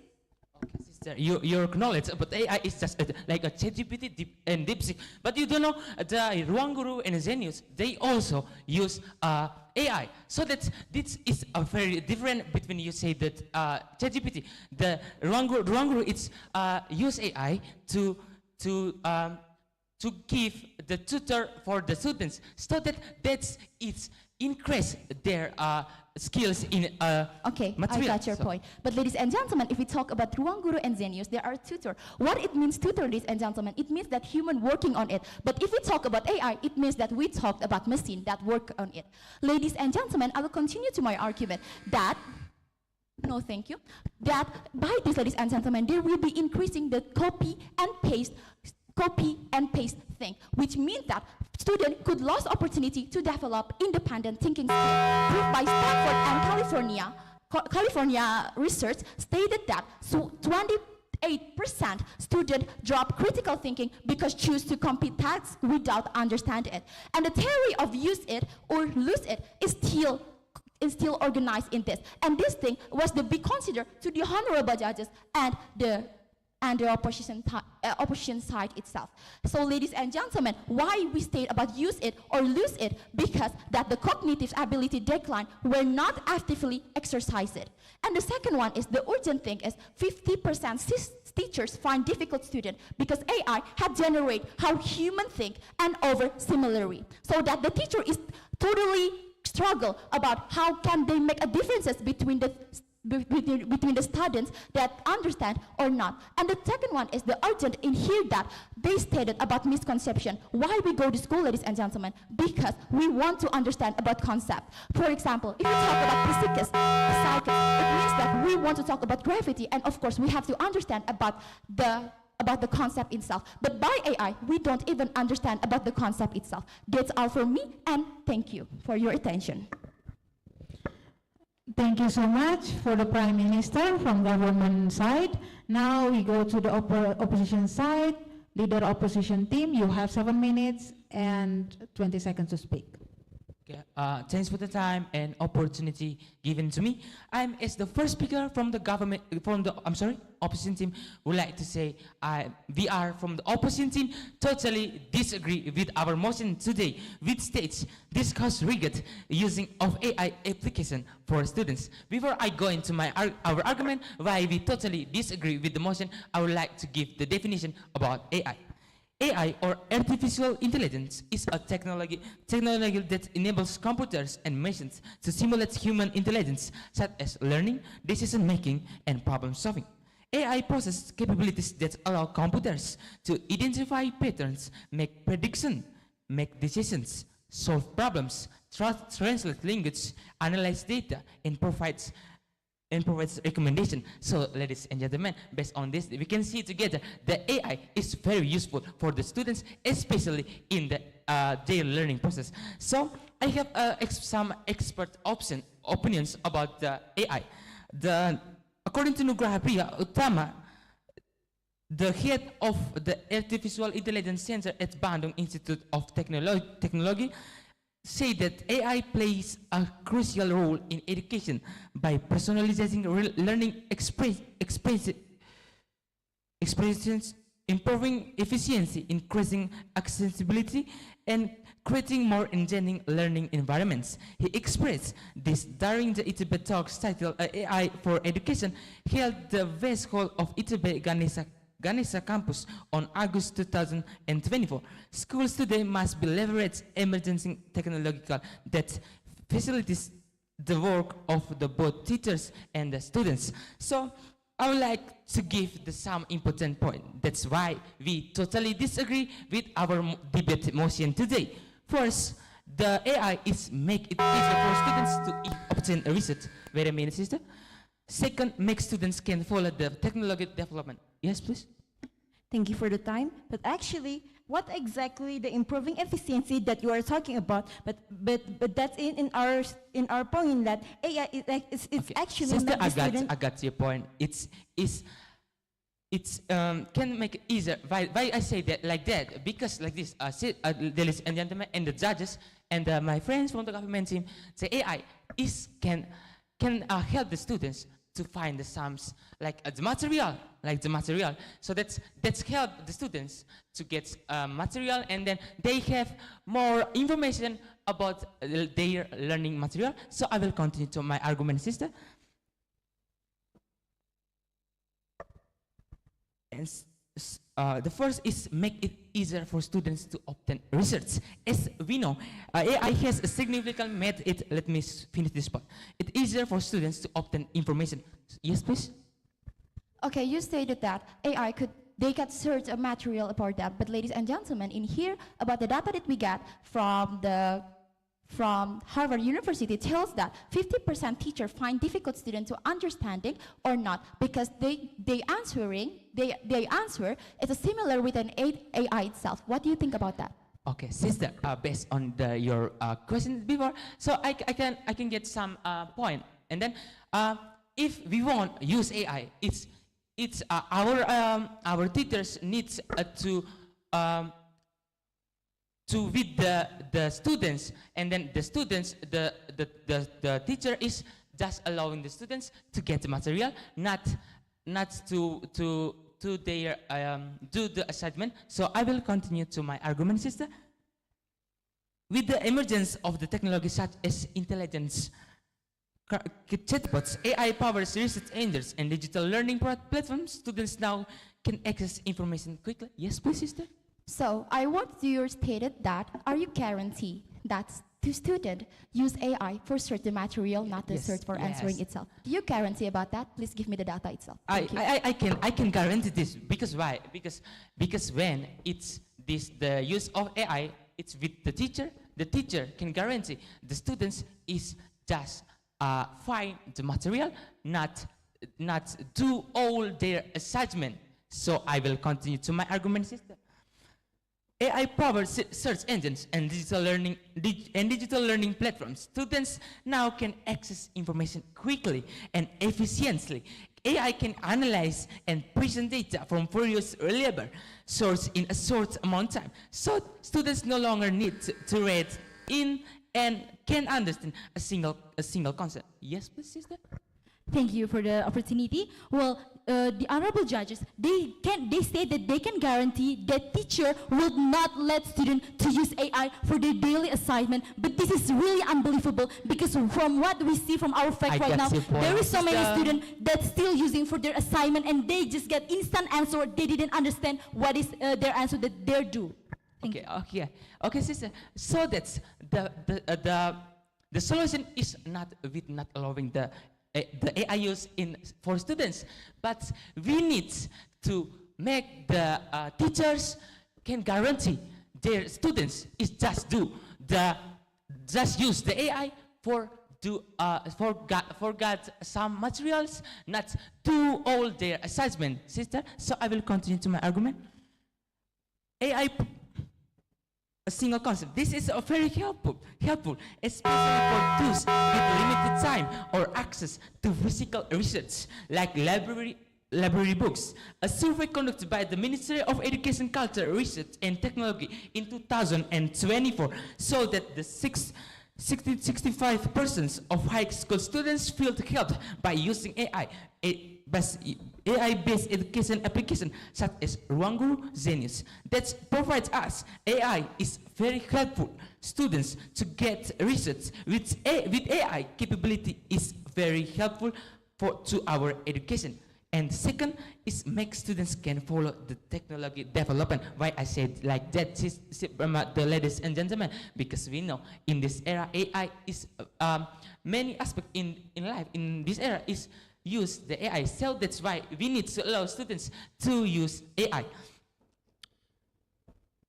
As we know, this technology is an important aspect in human life. When we allow students to use AI, it means we allow they are to follow the technology development. Because so I will say again, I'm from the opposition team. I'm totally disagree with our motion today, which states discuss regret the using of AI application for students. And thank you very much. Okay, thank you so much for the leader of the opposition speaker. Now we proceed with the Deputy Prime Minister to give your arguments. Time is yours. So I will start my speech in 3, 2, 1. Panels, we believe that the use of AI application is not that effective because at first, ladies and gentlemen, the student itself cannot control or use the AI smartly, properly, and logically. Well, good morning, ladies and gentlemen, the honorable adjudicators, our beloved partner from the opposition team. Today, we gather again in this space to actually present a motion about this House regret the using of AI application for student itself. Well, actually, we agree with this motion because, well, we're living in the world where technology is a must. We believe that AI is a must for students because they use it in their daily life, whether to quick the answer or using it to answer the task. But before to continue to my argument, I would like to give a rebuttal. First, some of examples that has been stated by the first speaker from the opposition team, they stated about like Ruangguru and Zenius. But actually in here, they cannot make a difference between what exactly the AI are and what exactly the Ruangguru and Zenius are represented for. And the second one is, they say that the AI itself is can make the space for the student itself to make the self-development. It means that they agree that student itself they have a decreasing of the literacy and critical thinking because they use AI itself to have the quick answer to answer the task itself. Well, lean back to my first speaker already stated before. Well, the honorable judges, my first speaker already stated about the unequal quality of education. Why we stated about this? Because at first, ladies and gentlemen, if we still use the AI without considering about what exactly, if we prepare it or not, then we will see the decreasing of the 3 basic skills of our student itself, ladies and gentlemen. In here, according to a UNESCO report from 2021, about 2 billion people who actually have relying on the AI and cannot have a proper internet access. And because of that, yes, please? Yes, please. Oh, yeah, okay. And because of this, they are actually stating that in clear that UNESCO already stated that in here the unequal quality of education is a fact that we are actually facing the AI itself. Yes, please. Okay, sister, based on your argument, you say many students understanding the material with user AI, but I think it's not this AI's fault. It is ineffective user mindset. So what do you think about that? But it's out of our point. Thank you. But it's out of our point because this is a rebuttal from what exactly the point that you have given to us. Okay. Continue to my argument then. The fact is that we not disagree about what exactly the revolution of the industry or the technology such as AI, but we actually agree about the prepared, they're not ready, or they're not prepared of what exactly the student has to face it. The student has to face it what exactly AI are. Yes, please? Sister, you say that the AI is just, they can get information quickly, it's can decrease their critical thinking. But sister, I will give you some information about the application like a Duolingo. They use a system that's AI, it's that's help the students. Okay, I get your point. We are running out of time, but actually the decreasing of the critical thinking itself is come from the student itself who actually make the AI itself to actually conclude all the answer, all the tasks to actually can giving them the smart answer, but actually they don't have the deep analysis on it. Well, continue to the real point that I want to state before. First, the dependency of the AI can reduce the basic skill itself. Well, what exactly the 3 basic skills that students have to and student must to have it? First, the literacy itself. What is literacy? Literacy is ability of the student itself to actually answering, analyzing, and make the information to be more smartly and properly. Yes, please? Okay. Sister, based on your argument before, you already said that AI it can decrease the students' ability in literacy. But as we know, ladies and gentlemen, before they start, when they find the information from the AI, it's before they start to writing in their paper, they already try to read the information okay, in thank the. you again. Wait a minute, let me finish this part. To read, so that means that's not decrease their literacy skill. Okay, thank you. I got your point, but it's not about read and read, but it's actually about how you can analyze it and make a deep on this, how you read and before. Okay, I will continue to my point then. Okay, beside the literacy, there is critical thinking. Critical thinking is the way we analyzes the information to actually we can consume it. And the third one is problem solving, is that we actually make a solution for the problem or for the information itself. Yes, please? Okay, sister, you say that it's not always about the read, but you already said it's always about the literacy skill. So it's about the read. Thank you, I get your point, but actually the read that I meant in here, it's actually how you can make a deep analysis of what you read. Because according to the New York University, over 60 points of students cannot have a decreasing of their literacy in this nowadays, ladies and gentlemen. So this is a quick count point, a winning point for us. The honorable judges have to count for this. Okay, continue to the second point of my argument. A study by New York University has stated over 7 points of people that actually have decreasing the 3 basic skills of the student. Yes, please? We're on Can we- slide. Okay.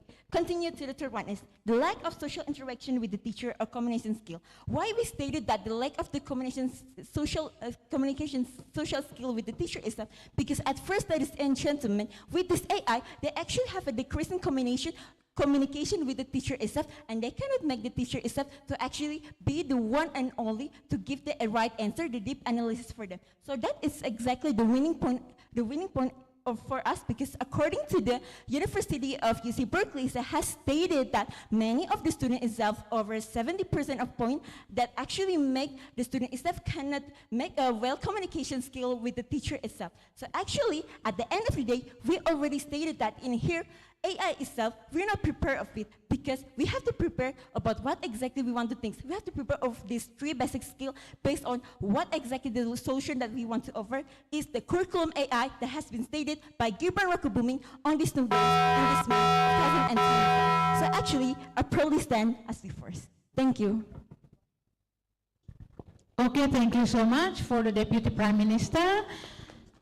We will continue with the Deputy Leader of the Opposition team to deliver your arguments. Your time starts now. The honorable judges, government team, and all the audience. I'm as the second speaker of the government of the opposition. Of the opposition team stand against the motion today. This House the regret using AI application for students. I will continue the first speaker. First of all, I will explain definition to AI. AI stands for Application Intelligence. It's a branch of computer science that focuses on the creating system and machine that can mimic human intelligence. Ladies and gentlemen, here we are opposition team have important point why we strongly disagree with our motion today. The first, AI can make it easier for students to access. And second, AI can make students' abilities to follow intellectual developments. AI can make it easier for students to access, such as the first, using AI-based learning platforms. Students can take advantage of AI-powered apps and learning websites like Duolingo, can academic or courses which are regularly updated to reflect the latest technology rates. The second, actively following AI news and articles. By using AI-powered news aggregators, students can stay informed about new technology information through platforms like Google News, Find, or even personally AI content recommendations. Third, learning coding and critical intelligence. Students can learn the basics of programming, machine learning, and AI talk platforms like Search, Code.org, Patent with the help of AI-based tutorial system. Fourth, yes, please, the first speaker.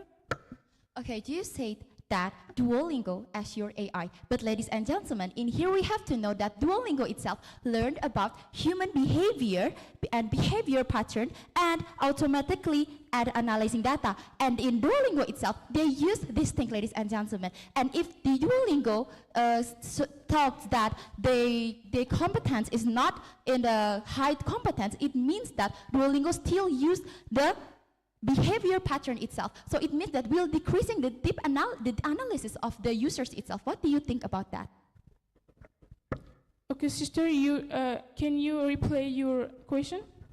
Okay, my pleasure. So in here, we have to know that AI itself have a behavior pattern and analyzing data. And in here, you talked about AI in Duolingo. It means Duolingo use this as their parameter to parameter the competence of the user itself. It means if the user itself doesn't increase their competence, then the Duolingo itself will decrease the competence of the user itself. So what do you think about that? Okay, sister, thanks your question. Duolingo can analyze data. It means that Duolingo is use AI in their application. So what I will continue my argument. Third, learning coding and artificial intelligence. Students can learn and basic of programming, machine learning, and AI through platforms like Search, Coding.org, Python with the help of AI-based tutorial system. Yes, please. The third speaker.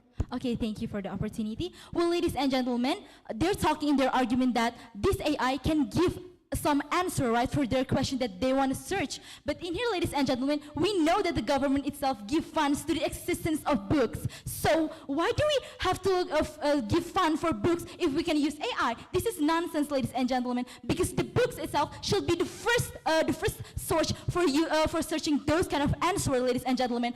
This can increase our literacy, because we're talking about literacy. It's not just about reading. Sister, I you have get to your deep point. analysis. Yes. Thanks for your question. This is very helpful, especially for those with limitation time or access to physical resources like library books. I will continue my argument. And the next, AI can make students able to follow technology developments. Yes, please.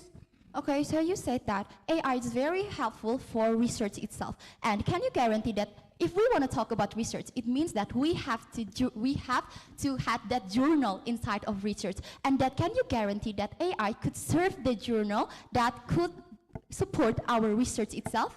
Thank you. Okay, sister, can you replay your question? My pleasure. So in here, you talked about AI could help someone for their research. What it means, research itself, is that someone copying research from AI and then talk to the research itself, but can the operation team guarantee that AI could serve some journal that could supporting the research itself? I need your response. Thank you. Okay, I will continue my argument. The second, AI can make students able to follow technological development, such as the first, fast and relevant information access. AI helps students quickly find relevant information through smart reach, Agnes in education catbooks, or virtual assistant like ChatGPT can provide that instant and cultural answer. Next, personalized learning. AI can analyze each student's needs and learning style, then they tailor the content page and teaching methods according to suit individuals' profiles. The third, language translation and concept expectation. AI can automatically translate text, explain complex terms, and provide simple explain to help students better understand difficult or unfamiliar topic. And four, interpersonally and adaptive learn. And the fifth, homework and reading assist. AI can understand organized ideas, correct grammars, and often reading suggestion without prompt algorithms when used technically. So, I'm from opposition team, strongly agree with our motion today. Strongly disagree with our motion today. Thank you. Okay, thank you so much for the deputy leader of the opposition speaker. Now the chance will be given to the government whip to start your argument. I'll start my speech in 3, 2, 1. You force the using of AI application for students when they are clearly doesn't understand and doesn't know how to control or use of it. You are not facing education growth, but lately you are facing education loss. Good morning, ladies and gentlemen, the honorable adjudicator, timekeeper, moderator, Nathalie, and my beloved opposition team. The motion that we're going to debating today is, this House regret the using of AI applications for students. Ladies and gentlemen, as the government team, we are strongly agree with our motion today. First, ladies and gentlemen, before going right into my argument, I would like to give some rebuttal to what the opposition team have stated before. Firstly, they stated that students feel help because the using of AI, but they didn't give any analysis what kind of help did they feel. Is they feel help because they just get instant answer and they didn't have to understand it? Maybe it could happen into that way, ladies and gentlemen. And also, They stated that teacher can guarantee student to not use AI for those questions or answering questions. But ladies and gentlemen, even though they say that they can guarantee it, until now we still see that there are so many students that using AI for their daily assignment, which is what did they guarantee is literally nonsense and unbelievable. Ladies and gentlemen, we're also talking about books, ladies and gentlemen. Why? Because in here, if we're talking about literacy, if we're talking that we want to find answer, of course book is the first option. Why the government have to put library in the school? Why the government have to still producing more books? Why? Because we need books for our literacy. Because in here we just don't have to get answer, but we have to get the analysis, the deep analysis about what the answer that we get, ladies and gentlemen. And also in here, what the opposition team stated before, that they stated wrong about the definition of reading. About the definition of literacy. Literacy is not about just reading and reading, but you have to get the deep analysis, as what we stated before again and again. Ladies and gentlemen, going right into my argument, we have to know what is the urgency, what is the status quo that we're debating in our debate. Today we're facing this spread massive of technology. Yes, we are facing it. So in here, what become our urgency is that there are so many students. Yes, please. Sister, you say that even when we want to do some assessment, we need to find some books. But I have a question. But what about the students? They don't have enough time to go to the library. So I think the AI is the best solution for the AI. So I need your response about that.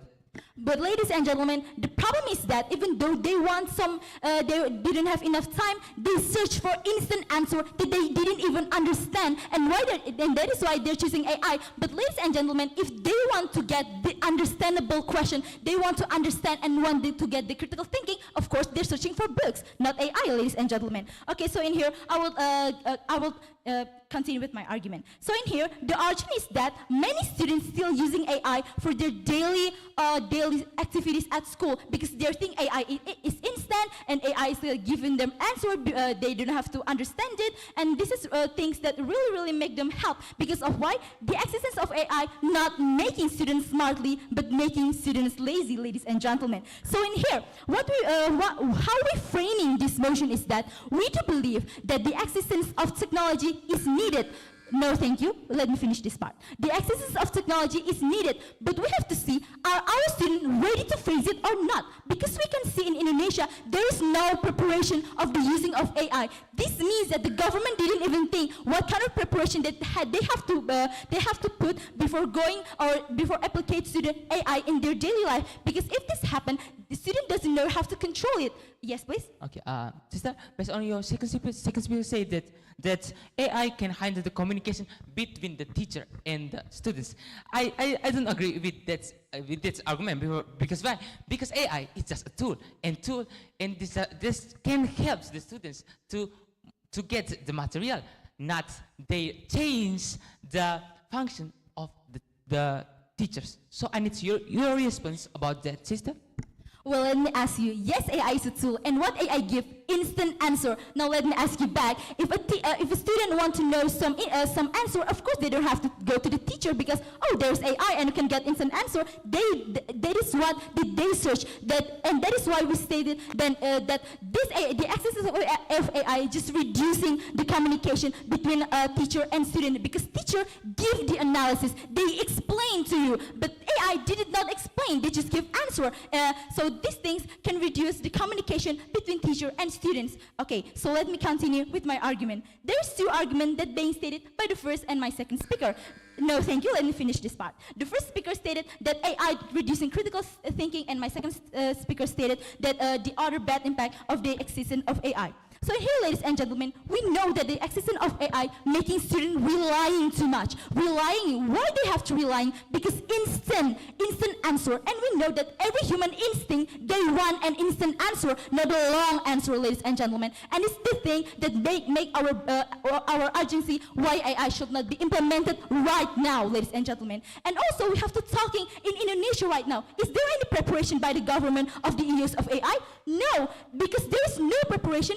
student doesn't know how to use AI. Student doesn't know how to control AI. So what is happening is that student not control AI, but the AI is not controlling students. There's no time for POI. Please let me finish my part. So ladies and gentlemen, in here, what the solution that we want to stating in our position is that the the existence of AI is not a right way if we want to implement it right now. Why? Because we don't have the preparation, ladies and gentlemen. And that is why even the Vice President of Indonesia, Gibran Rakabuming Raka, stated that Indonesians are not ready to applicate a student with AI. Why they don't ready? Because they doesn't know how to use AI. Different in a developed country like Japan or China, they know how to use AI. They know how to control AI because there is a preparation, ladies and gentlemen. But Indonesia, there is no preparation, and this is make students cannot control the using of AI, and this is make AI just controlling their back. This is so bad, ladies and gentlemen. So what are the solution that the government stating according to this problem, ladies and gentlemen? In here, even stated by the Gibran Rakabuming Raka as the Vice President, he stated that we need to have preparation. Yes, that is what we stated again and again in our position, because we believe that that he stated that we need AI curriculum, and that is the solution, because we need preparation before jumping right into the application of AI, because we need to know how to control it before it's controlling our back. So that is our argument proposed. Okay, thank you so much for the government whip speaker. Now we continue with the last speaker from the opposition team, the opposition whip. Time is yours. The honorable judges, government team, and audience, I'm the third speaker from the opposition team, strongly disagree with our motion today. We have an important point why we strongly disagree with our motion today. First, AI makes it easier from the student to get various information. AI such as Chatbook, ChatGPT, Gemini, Ads, and AI-based research engines can provide answers from the various research without having to manually research many status. AI can summarize, translate, and present information in a more understandable form, such as key points, diagrams, and infographics. AI can help in finding reference from the papers or article, checking for plagiarism and grammar, making summaries of long text. AI can adjust learning materials according to student needs, such as providing simple explanation for the difficult topics, recommending learning, research videos, articles, quiz, based on the student level of understanding. If the government prohibits the use of AI for students will have the difficult accepting various information or only rely on books. Books cannot necessarily provide various information because we can see that students in school with a lack of school facilities such as books or other printed media research of information are actually the only way for the student to find out information, of course, from AI. AI not only provides extensive information, but AI can also provide students with the critical and creative thinking. Because AI can provide points what... Yes, please? Thank you for the time. Maybe the opposition cannot think about the AI itself, because AI actually makes students can make the plagiarism more and more. Can the opposition team could guarantee about this? I'm sorry, can you repeat your question? Seems like the opposition team cannot guarantee about the plagiarism of the student itself. If what exactly the opposition can offer of the solution, if there actually is there another problem about the plagiarism itself? Thank you.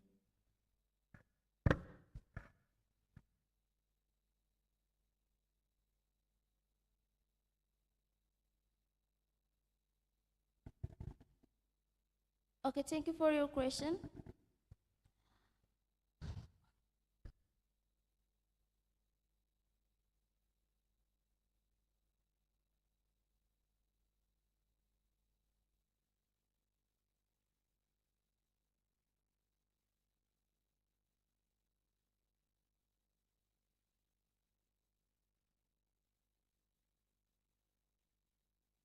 Okay, I will answer your question. AI have a system to make a difference between the original things and with the non-original things. Okay, I will continue my argument. AI not only provides extensive information, but AI also can provide students with a critical and creative thinking. Because AI can provide points from what students are looking for, so it will burden their hurries to solve the problems, not only critical thinking. AI also provides students to think creatively, such as runway and email, because, yes please? In your, thank you for the opportunity. In your definition, you stated that AI is such as Grammarly that could help someone to get a long text. It means that you support about the copy and paste. Thank you for the time.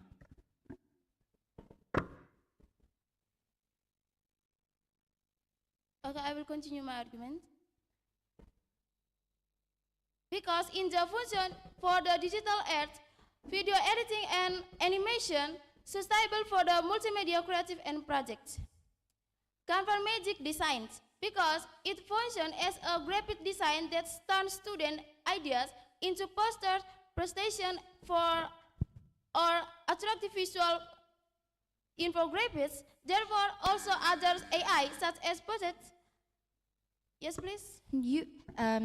Thank you for the opportunity. You talked about design it, and as we all know, like a weeks ago, cases like an AI do the plagiarism of the Ghibli studio. What do you think about that? Because someone want to design Ghibli studio animated, and they use AI, and that's the plagiarism. What do you think about that?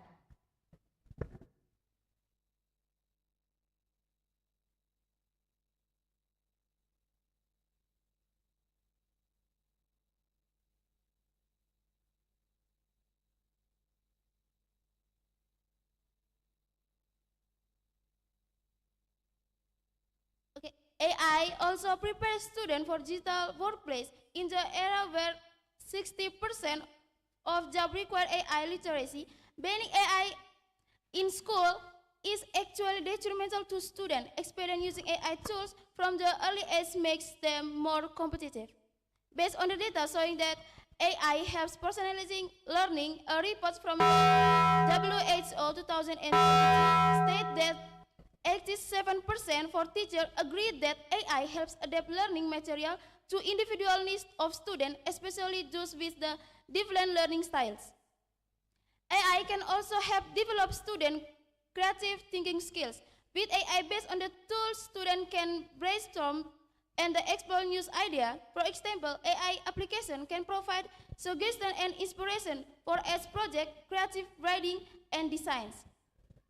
For example, there are now AI applications such as ChatGPT or Canva that help students generate ideas faster, turning technical objects into time for developing, help students generate ideas faster.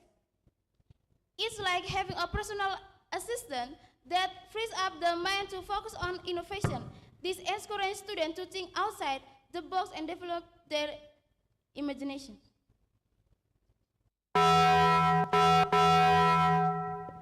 I'm the third speaker from the opposition team, strongly disagree with our motion today. I think that's all. Thank you. Okay, thank you so much for the opposition whip. Now it's the time for both of the teams to conclude all your arguments. We will start with the government team. Reply speaker, you have 4 minutes and 20 seconds to summarize all your arguments. Your time starts now. Okay, thank you for the opportunity. I will start my speech in 3, 2, 1. Ladies and gentlemen, the honorable judges and my beloved partner from the opposition team, why our team should win and why their team should lose. The thing that must be considered by the honorable judges is that if the opposition team want Indonesia to organize and to use an AI instantly, we have to consider that in Indonesia itself, we don't have enough preparation, such as digital literacy or AI literacy. And in some places, ladies and gentlemen, the remote place in Indonesia have not enough internet in their place. So what do you think about that? At this point, it must be considered by the judges and by my beloved partner from the opposition team. So I will conclude it. What is the error from the opposition team? First is they stated in their argument that they don't talk about ChatGPT, but they talked about Duolingo, Zenius, and Ruang Guru. But then their third speaker talked about ChatGPT could help them to design someone so that their imagination will be out of the box, so that their proof that they served in their argument is contradict with their argument, which means that they lack in their proof, and when they lack in their proof, ladies and gentlemen, their argument is unbelievable. So I will continue straight to my argument that stated why our team should win and why their team should lose. In here, ladies and gentlemen, we don't only talk and we don't only see about student feel comfortable or nothing, but in here we talk about what kind of error or what kind of problem that could occur in the future if the student itself used an AI itself. First is struggle to analyzing problem. Why I stated here? Because the opposition team stated that they could read something from the AI. But in the real, ladies and gentlemen, if we want to take a deep analysis, we must read books, because books is our window for the earth, ladies and gentlemen. And this is the thing that must be considered by the honorable judges and by our beloved partner from the opposition team. The second one is we talked about struggle to understand about the concept. Why this thing important, ladies and gentlemen? Because the question is why we go to school. We go to school because we want to understand about the concept. For example, we learn about physical. We learn about physical and then we learn about gravity. Of course, we have to understand about what is the real concept of the gravity itself. But when the student search gravity, what is gravity in ChatGPT or AI, it means AI could give them an instantly answer, and they don't understand, and they will have a misconception that could relate it to their future, and this is the worst case in our argument, and that's why our team should win and why their team should lose. The thing must be considered by the judges. And the second one is I will state it clear that AI reduce basic skill. Why? Because if students use AI instantly, ladies and gentlemen, they will reduce their skills in the critical thinking. They will reduce their skill in analyzing, and they will reduce the things of misunderstanding or the misconception itself. So at the end of the day, why our team should win, ladies and gentlemen? Because we don't only think about the student comfortable itself, but we think about what will happen and what will occur in the future itself. And this is the thing what the honorable judges must be to consider, and by the opposition team must be considered about this. That's all from me, and thank you. Okay, thank you so much for the reply speaker from government side. Now from the opposition side, please give the summarize of your arguments. Okay, thanks for the time and opportunity given to me. I'm as the reply speaker from the opposition team. Would like to give the information why we totally disagree with our motion today. Before I go to why we totally disagree with our motion today, I would like to rebut some point from the government team. They say in the education we don't need to to see the comfortable of the students. I think that's a wrong mindset, ladies and gentlemen. Because why? Because in a learning process we need to see the comfortable from the students. Because why? Because when the students feel not comfortable in their learning process, it can decrease their understanding about the material. And the second one, they say about books. Ladies and gentlemen, this is a digital era. We can access all the books in the internet, and the AI also have way to get some books that we have. And then they always say we don't talking about ChatGPT. We're talking about ChatGPT, but I said we not only talking about ChatGPT, not talking about ChatGPT. So I will continue to our team argument why we totally disagree with the motion today. Why we totally disagree with the motion today? Because the AI is very, very helpful for the students, especially for those that needs the material. And about the understanding, the AI is just a tool, and then for the understanding, the students can can get the help from their teachers to get more understanding about the material. So that AI is just tool for then can help them to get material, and then they can become can more understanding with the help from the teachers. And then why we should use the AI for students? Because the AI is a result from the developed technology. And then when we allow the students to use AI, it means we allow them to contribute in the technology development. And then AI is help students to can get some information indirectly, and then it's very safe their time. And then when the government say it can case the plagiarism, I think that's not the government team. Because why? Because AI that have a system to analyze that things that students read, it's plagiarism or is that's their original things. And then AI is new technology, so that allow they are to use AI. It means we allow they to go to the technology, and then that's in our era we have many aspects that using AI. So that's when we allow students to using AI, it can help they are in their future. If we're talking about the learning is not about for today, but it's about for their future. So that's why we very need to implementation the AI for the students' learning process. I think that's all, and thank you very much for the time. Okay, thank you so much for the reply speaker. That's the end of our third performance today from SMA Regina Pacis and SMA Thomas Aquino. Thank you so much for the amazing performance, and please go back to your seat. Please give them once again a big applause.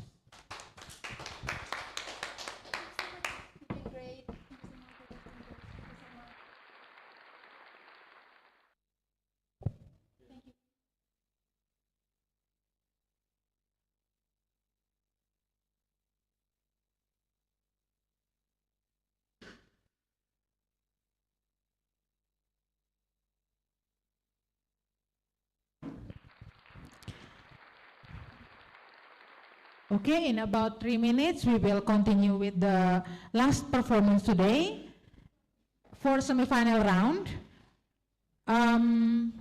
For the committee members, I would like to invite SMA Negeri 2 Bejawa and SMA Negeri 1 Golewa Selatan in 3 minutes.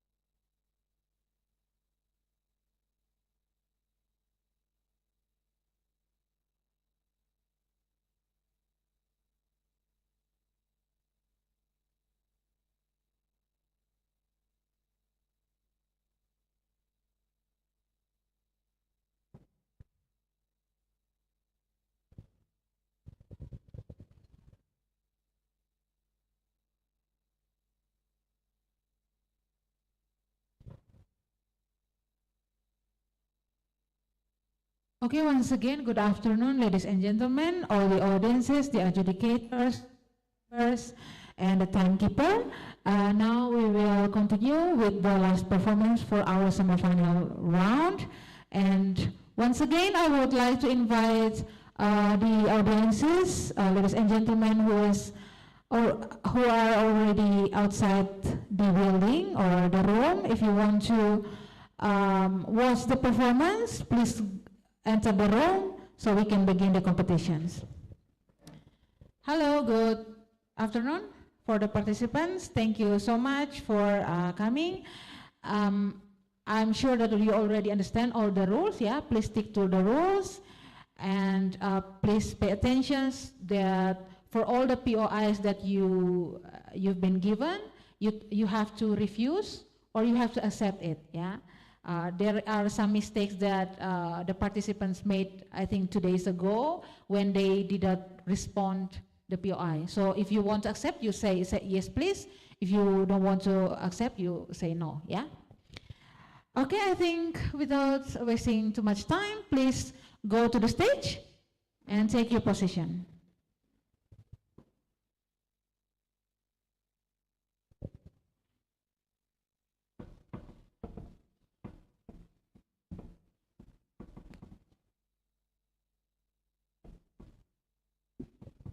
Okay, for the participants, before I forgot, our debating competitions is online, yeah, is being watched online, it's live. So please use the microphone close correctly. If you want to speak, make sure that the distance between your mouth and your microphone is close enough so we can hear your voice clearly, and all the audiences online can hear your voice clearly too. Okay, ladies and gentlemen, for the last performance we have SMA Negeri 2 Bejawa and SMA Negeri 1 Golawa Selatan. SMA Negeri 1 Golawa Selatan will be the government team, and SMA Negeri 2 Bejawa will be the opposition team. With the motion, this House believes that the increasing number of suicide cases among teenagers is a manifestation of worsening mental health. This House believes that the increasing number of suicide cases among teenagers is a manifestation of worsening mental health. Okay, thank you so much. Now I will give the opportunity for government team to introduce your team members. Okay, moderator, thanks for the chance given to us. Good morning, ladies and gentlemen of the jury, our beloved brothers and sisters from the opposition team. We are from Semasa Golawa Selatan, and we take our position in this debating context as the government side. So, ladies and gentlemen, we have 3 members over here. I am the first speaker. My full name is Elizabeth Ramehunga. When my lovely sister. Good morning, ladies and gentlemen. My name is Daniela Mia. I am the second speaker. When the last one, my lovely brother. Good morning, ladies and gentlemen. My name is Aldi Losa. I'm the 3rd speaker. Thank you. Okay, thank you so much for the government team. Now opposition team, please take your time to introduce yourself.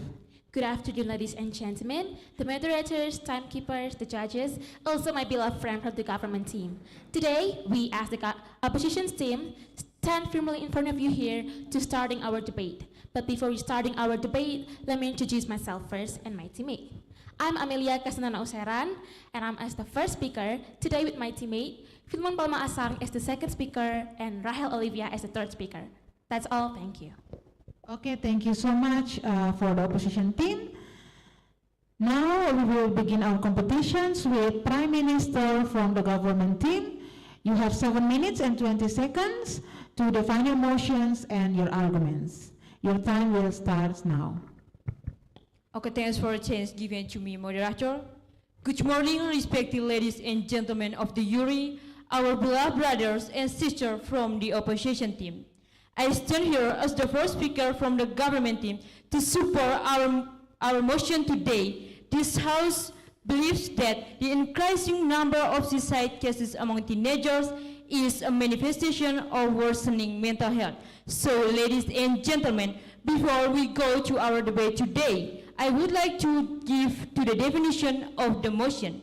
Ladies and gentlemen, suicide cases refer to instances where individuals intentionally take their own lives.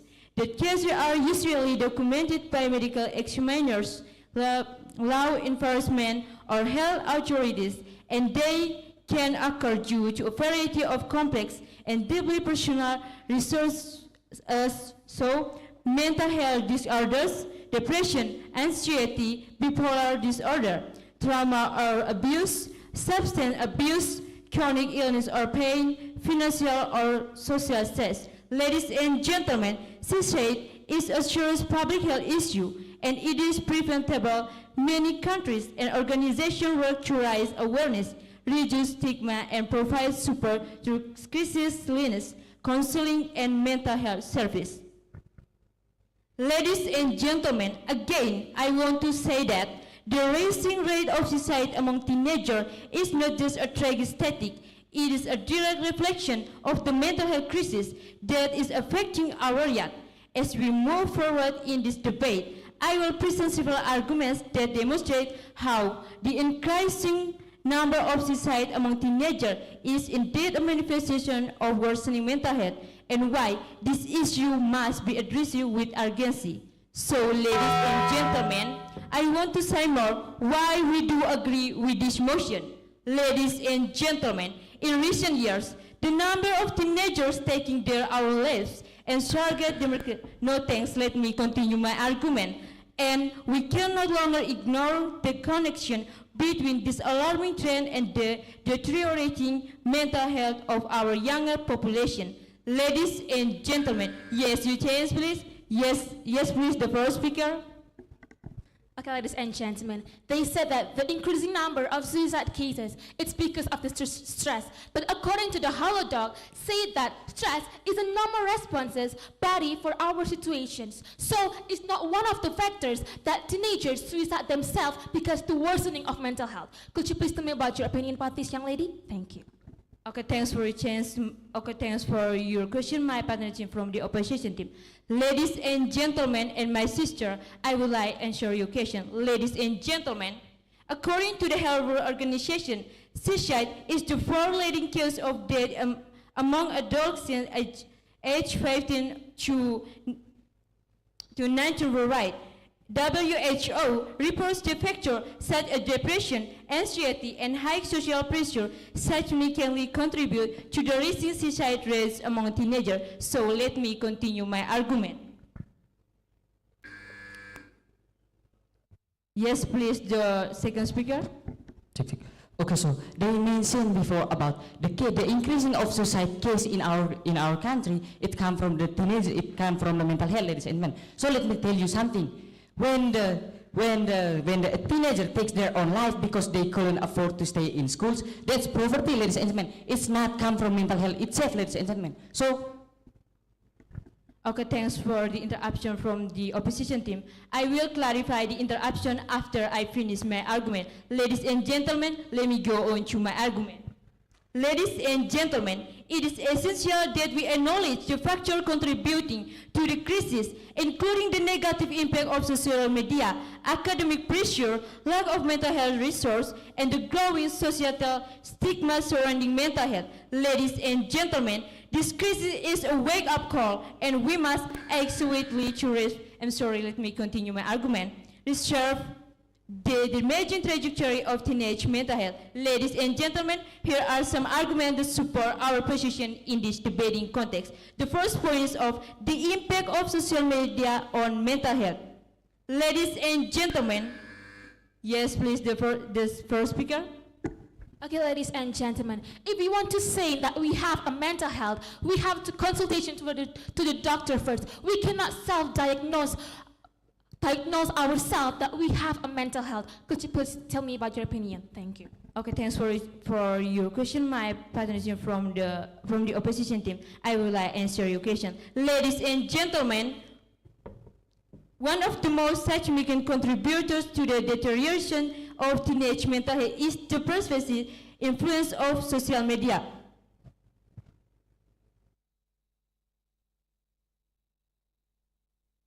Platform platforms like Instagram, Facebook, TikTok, and Snapchat has become integral parts of teenage life. But they have also introduced an environment. Yes, please, the second speaker.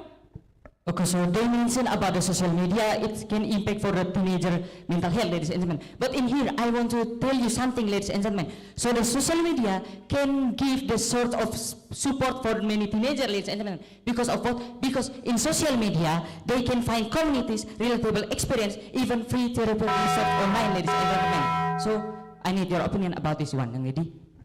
Okay, thanks for your question, my partnership from the opposition team. Here we have perspective difference. So let me continue my argument, my brother. I'm sorry, I will continue my argument. Ladies and gentlemen, teenagers today are exposed to a prevalent stream of future image, create lifestyle, and idealized version of reality, which can create feelings of inadequacy and anxiety. The pressure to compare to those often unattainable standards can lead to a decline in self-esteem, making some teenagers feel disconnected from a reality, hopeless about their own lives. Ladies and gentlemen, the constant quest for approval through likes, comments, and share only compounds the stress, leading to feelings of isolation when the validation is not received. In the worst cases, this feeling of isolation and ruthlessness can simulate in society.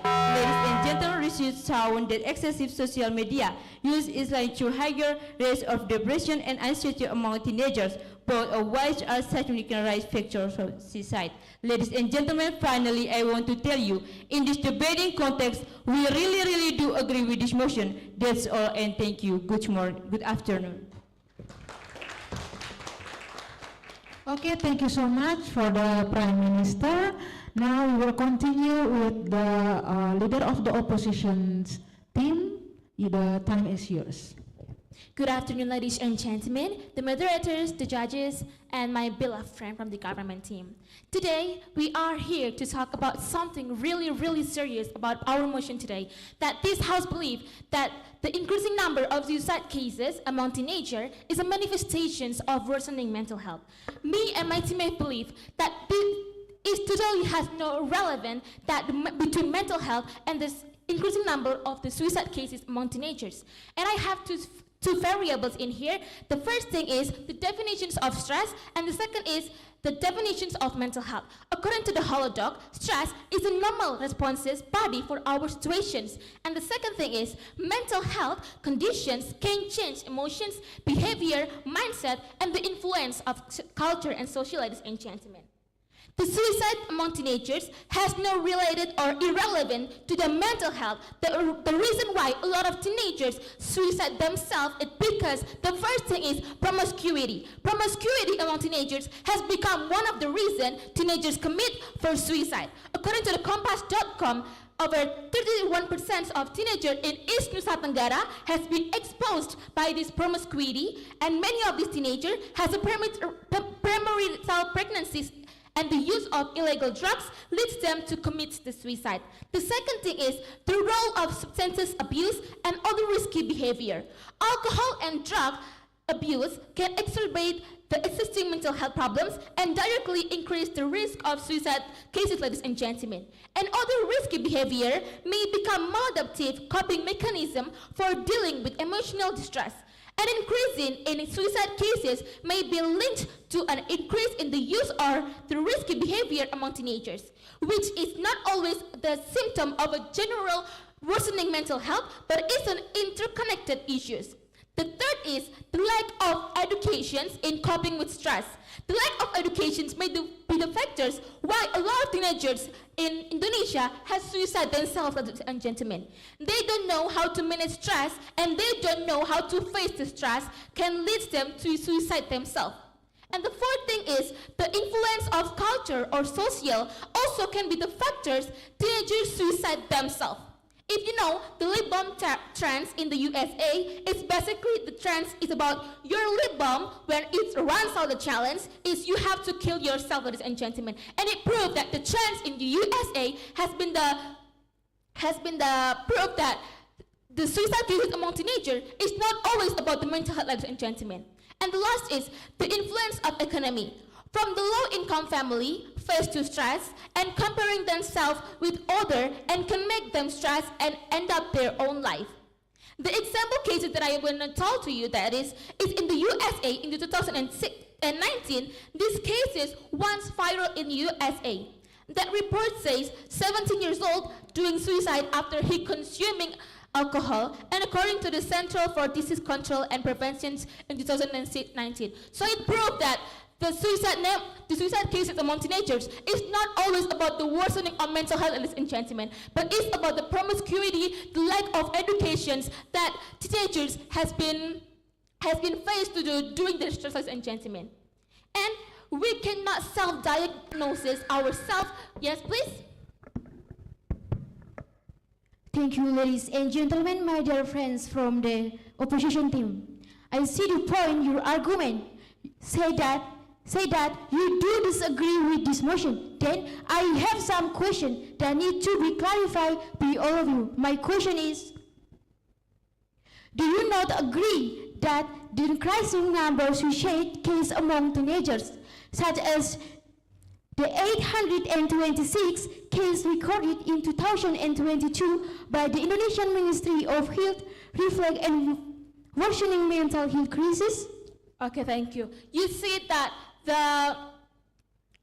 can you repeat it again, please?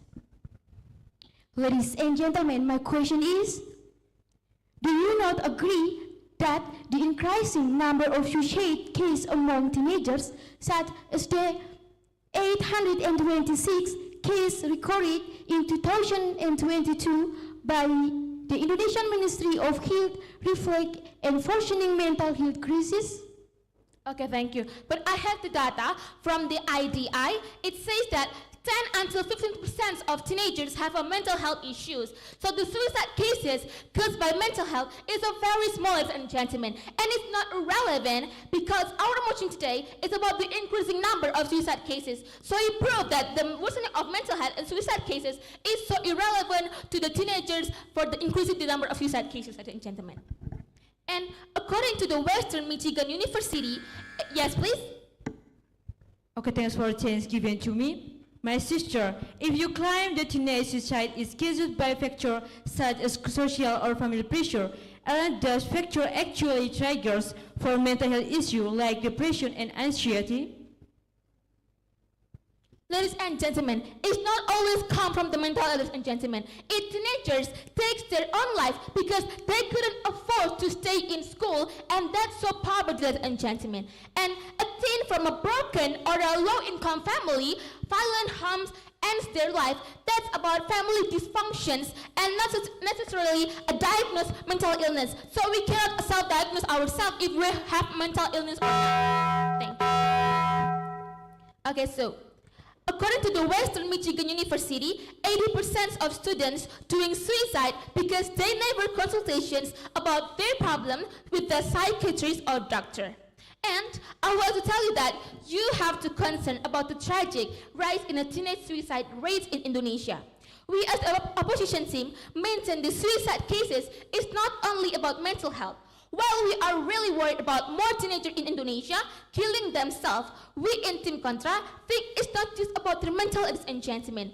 There are a lot of other things that we can make young people feel this way, like problem at homes, getting bullied, or like feeling too much pressure from school or friends. We must care about their mental health, but we also need to look at these other problems to really help them and stop this is happening.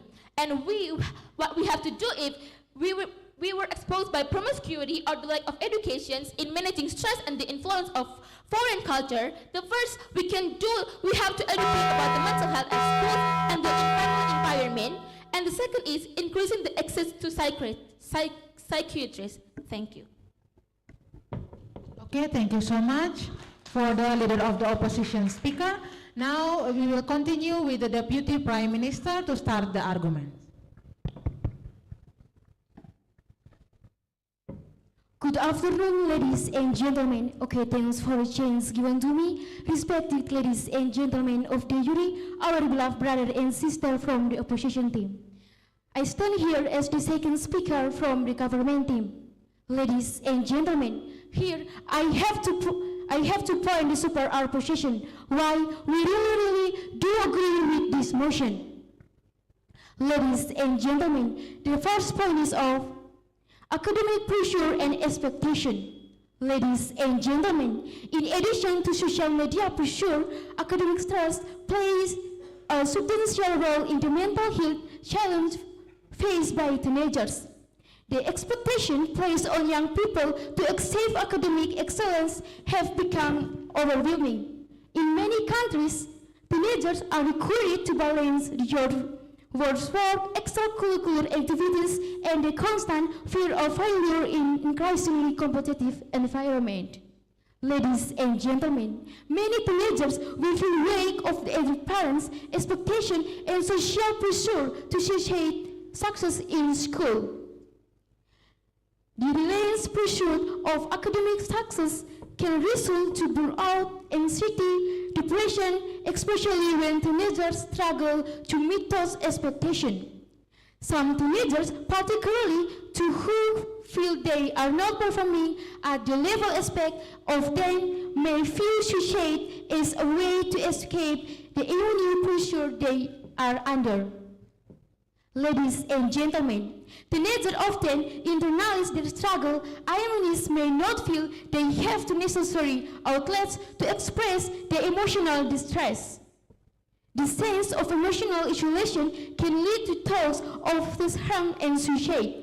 Research can consistently show a link between academic stress and mental health issues.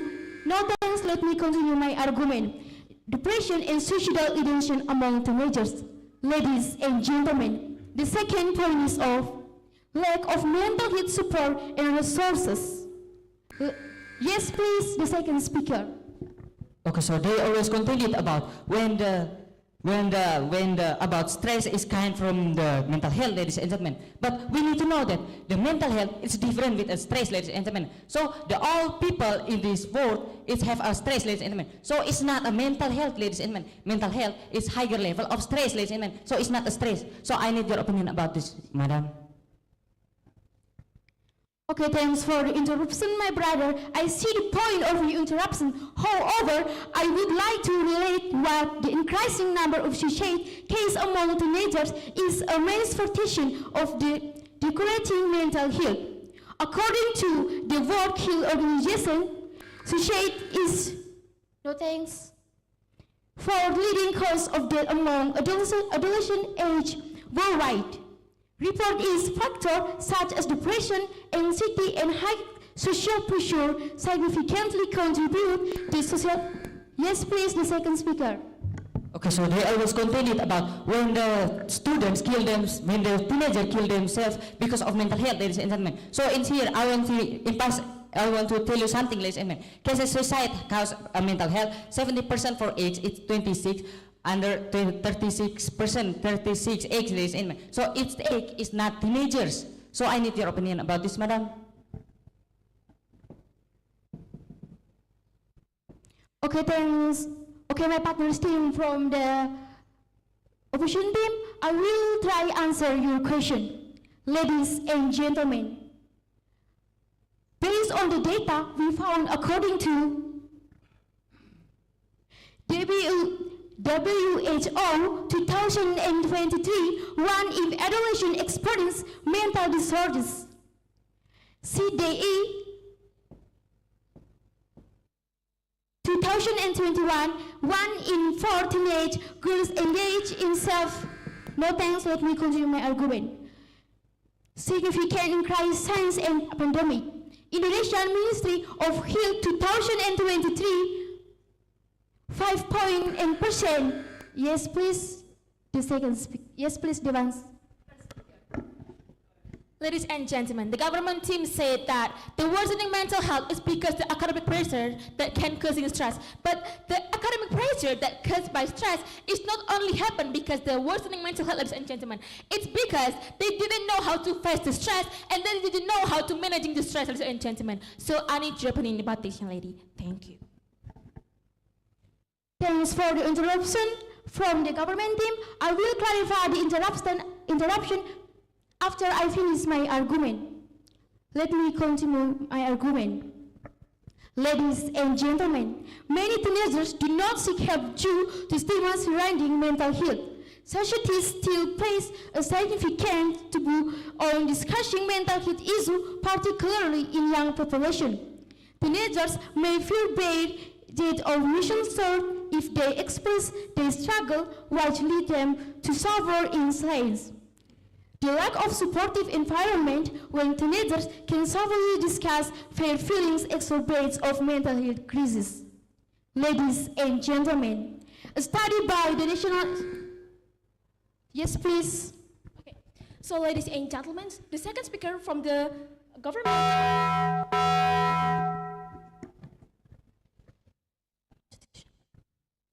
Let me continue my argument.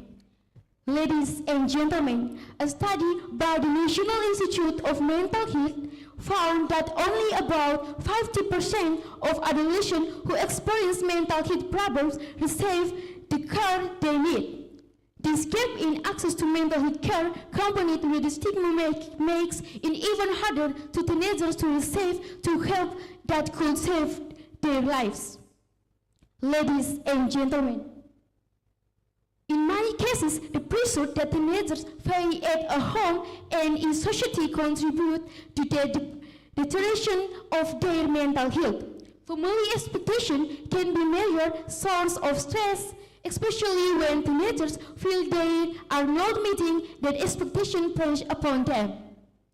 Whether in pressure to perform academic success, ladies and gentlemen, based on the argument that I have given before, then it is clearly to support our position. That's why we really do agree with this motion. This all, and thank you. Good evening. Okay, thank you so much for the Deputy Prime Minister. Now we will continue with the Deputy Leader of the Opposition Team to deliver your arguments.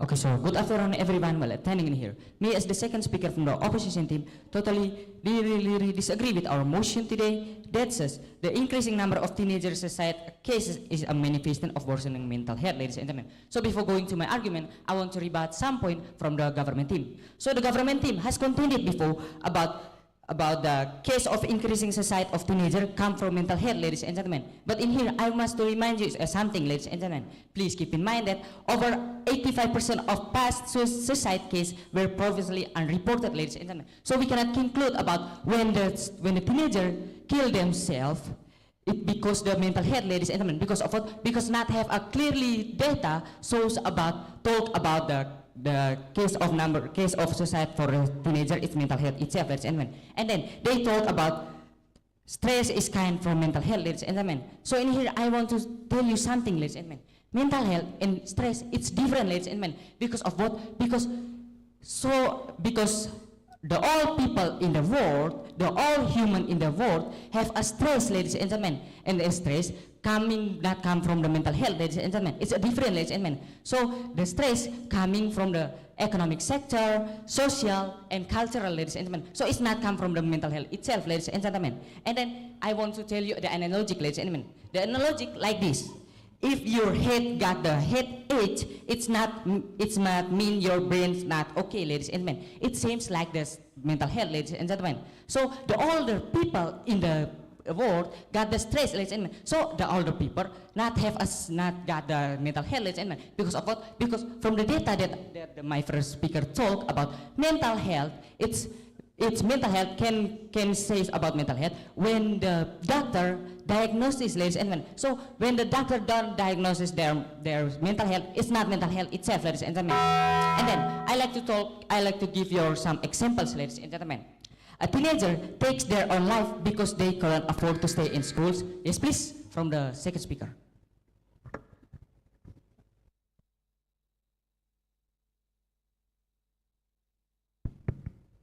Thank you, ladies and gentlemen, my dear friends from the opposition. I see the point in your argument. You say that you disagree with this motion. Then I have some questions that need to be clarified by all of you. My question is, can you give me a data if you think that suicide case no relation to mental health? Okay, so it means that the government team didn't listen carefully what I'm talking to them, ladies and gentlemen. I already contended about over 85% of past suicide cases were previously unreported, ladies and gentlemen. And it means that not all the suicide cases coming from the mental health itself, ladies and gentlemen. Because of what? Because not ever clearly data shows about the mental health, shows about the killing, the suicide of the teenager coming from the mental health, ladies and gentlemen. So let me continue to my argument. A teen from a broken, violent home enters their life. That's about family dysfunction, ladies and gentlemen, not necessarily a diagnosis of mental illness. Yes, please. Okay, thanks for chance given to me my petition from the opposition team. Based on your argument, I have one question. So my question is, ladies and gentlemen, we see so many cases of suicide right now. In another regency, there is so many cases of suicide also. For example, the suicide cases in Mataloco years ago, it happened to one of the secondary school students. It is question of mental health. What do you think about it? Thank you. Okay, but we need to know that. So let me tell you something about the data from IDI. Shows case of suicide among teenagers in Indonesian academic pressure is 35 under 40%, family issues 25 under 30%, and bullying 50 from under 20%, and mental health issues is 10% under 50%, ladies and gentlemen. And it clearly shows that the number of cases of the teenager killing themselves because mental health, it's a small, ladies and gentlemen, not a bigger, ladies and gentlemen. So it clearly shows about when we talk about mental health, we need to prove about from the data, ladies and gentlemen. From our data that I already proved to all of us in here that over 85% of past suicide cases were previously unreported, ladies and gentlemen. So it not have a clearly data shows about the student, the teenager killing themselves from the mental health itself, ladies and gentlemen. And then back from our analogy before, ladies and gentlemen. So from our analogy, we can conclude, ladies and gentlemen, and that means about when all the people in the world got stressed, and it's not a mental health, ladies and gentlemen. Mental health, it's when you got the diagnosis from the doctor, ladies and gentlemen. So another of from the doctor is not come from mental health, ladies and gentlemen. And then we need to know that these individuals mentally is a default, but if we force every suicide into the mental health narrative, we decide whether it's actually social, economic, or cultural injustice, ladies and gentlemen. So it's not coming from the mental health itself, ladies and gentlemen. So let me tell you something. According from clickdoctor.com, more than, yes please. Okay, thanks for the chance given to me my petition from the opposition team. I have one question, please. So my question is, with the increasing prevalence of mental health disorders among teenagers, as reported by UNICEF Indonesia, do you not see a direct link between this issue and the high suicide rates among them? Thank you. Okay. I got your point, young lady. But you need to know about something, ladies and gentlemen. So let me explain to you. According for Komposiana.com, kids and teenagers in Palestine bomb themselves, ladies and gentlemen. So it's a mental health. It's not a mental health itself, ladies and gentlemen. So they do this bomb for themselves. It's not from mental health, but from another, ladies and gentlemen. And it clearly shows about when we want to talk about mental health, we don't need to talk about the stress and depression, ladies and gentlemen. And the government team already continued about stress and depression coming from mental health, ladies and gentlemen. But it's different, ladies and gentlemen. And then I like to talk about, and then they talk about social media, ladies and gentlemen. So the social media, it's a source of support for many teenagers, ladies and gentlemen. Because of what? Because we can find so many communities, we can find so many relatable experience, even free research online, ladies and gentlemen. And it clearly shows that social media help the teenager to have their mental health, ladies and gentlemen. So I want to emphasize again and again, ladies and gentlemen, So the case of suicide in our country not coming from the mental health, and they coming from the another sector, ladies and gentlemen. So that's why me as the second speaker from the opposition team totally really disagree with our motion today, which says this house believe that the number of cases, the number of case manifestation of worsening of mental health. That's all, and thank you. Okay, thank you so much. Thank you so much for the deputy leader of the opposition team. Now we will continue with the last speaker from the government whip speaker. Time is yours. Good afternoon, ladies and gentlemen. Thanks for the chance given to me. Respected ladies and gentlemen of the jury, our beloved brother and sister from opposition team. I'm standing here as the third speaker from government team. Here, I have 2 points to support our position, why we really do agree with this motion. So ladies and gentlemen, the first point is of the role of family and societal pressures. Ladies and gentlemen, in many cases, the pressure that teenagers face at home and in society contribute to the deterioration of their mental health. Family expectation can be a major source of stress, especially when teenagers feel they are not meeting the expectation placed upon them. With her, it pressure to perform academically, success in extracurricular activity, or simply conform to family values. This expectation can be overwhelming. So ladies and gentlemen, the increasing disconnection between generations, along with a lack of open communication about emotion, can create a toxic environment where teenagers feel misunderstood and unsupported. In societies where success is heavily emphasized, failure can persist as a form of shame, leading some teenagers to feel hopeless and resort to drastic measures, including suicide. Ladies and gentlemen, at the same time, broader societal pressures such as the pursuit of perfection, materialism, and the expectation of instant success also exacerbate mental health struggles among teenagers. Teenagers are constantly bombarded with images of success and happiness, which can create unrealistic expectation of their own lives and increase feeling of inadequacy. Ladies and gentlemen, the second point is of the pandemic impact of teenage mental health. Ladies and gentlemen, the COVID-19 pandemic has only worsened the mental health crisis among teenagers. Yes, please, the second speaker. Okay, so they mentioned before about the case of mental health come from family, ladies and gentlemen. But we need to note again and again, ladies and gentlemen, that's about family dysfunction, ladies and gentlemen, not necessarily addictness, mental illness, ladies. I need your opinion about this, young lady, sir.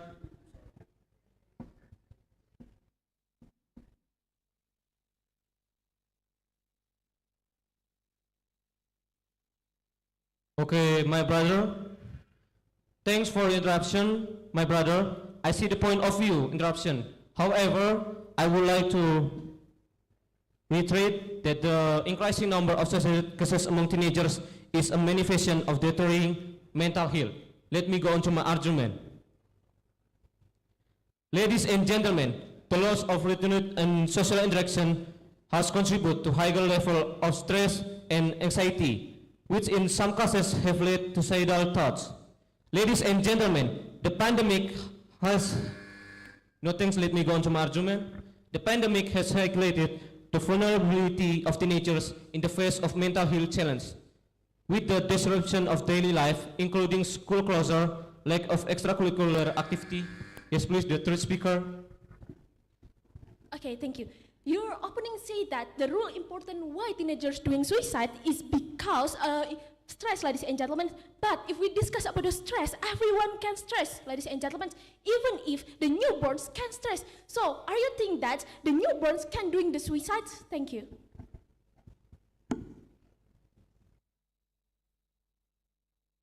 So, ladies and gentlemen, for example, viral cases of teenagers in Jakarta attempted suicides due to academic pressure and cyberbullying. Let me go on to my argument. Ladies and gentlemen, studies conducted during the pandemic have shown a significant increase in the number of teenagers reporting symptoms of depression, anxiety, and suicidal thoughts.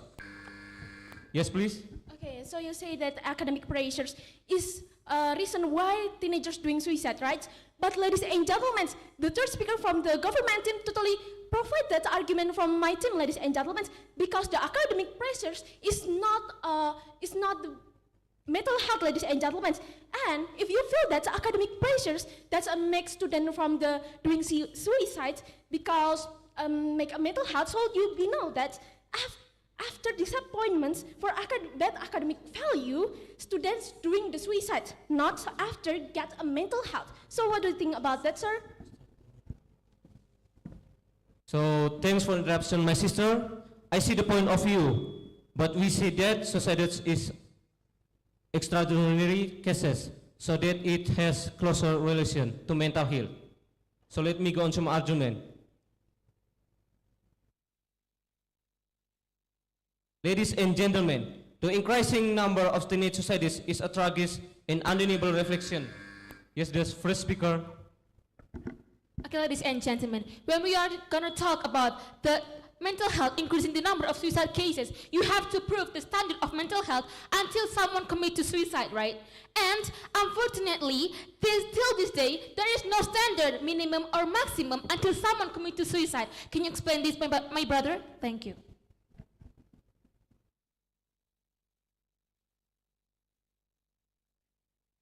So, ladies and gentlemen, based on the data we found according to 61 of Indonesia teenagers have experienced suicidal thoughts. Let me go on to my argument. Ladies and gentlemen, we must acknowledge to address the mental health of teenagers to provide the resource of support system that can help prevent future loss of life. To increase in teenage societies is a wake-up call that we can no longer ignore. We must prioritize mental health support, reduce stigma, and create a safer environment for teenagers to express their struggles. Ladies and gentlemen, therefore, I strongly affirm that the increasing number of suicide cases among teenagers is a manifestation of worsening mental health, and we must take immediate action to combat this crisis.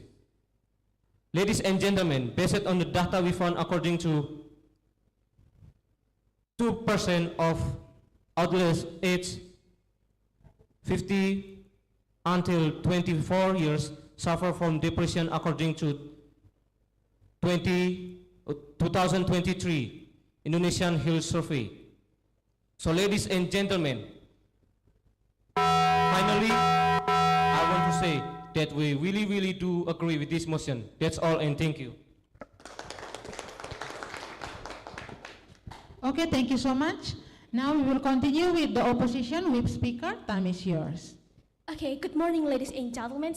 Honorable the judges, MC, teamkeeper, and fellow debaters, residents, ladies and gentlemen. Ladies and gentlemen, this is our motion today saying that this House believes that the increasing number of suicide cases among the teenagers is manifestation for worsening of the mental health problems. And I get 2 points from the government team, and that can provide my argument. First one, the government team say that the stress is the real factors why the teenagers doing the suicide. But ladies and gentlemen, if for my data that's from our doctors, no, stress is normal responses body for our situation, ladies and gentlemen. And if you discuss about the mental health problem, that conditions can change our emotions, mindsets, and the behavior, ladies and gentlemen. And the next point is academic pressures. Okay, I hear that the third speaker say that academic pressure is the rule important why the teenagers doing the suicide, ladies and gentlemen. And ladies and gentlemen, if you feel that the teenagers doing suicide after the gets of the mental health problem, you should be know, ladies and gentlemen, the teenagers doing the suicide after disappointment for bad academic value, not after get a mental health problem, ladies and gentlemen. And the next point from me is over the drunks, ladies and gentlemen. The real factors why the teenagers doing the suicide is over the drunk. Example, the case in USA, the teenagers 70 years old doing suicides after the consuming of alcohol, ladies and gentlemen.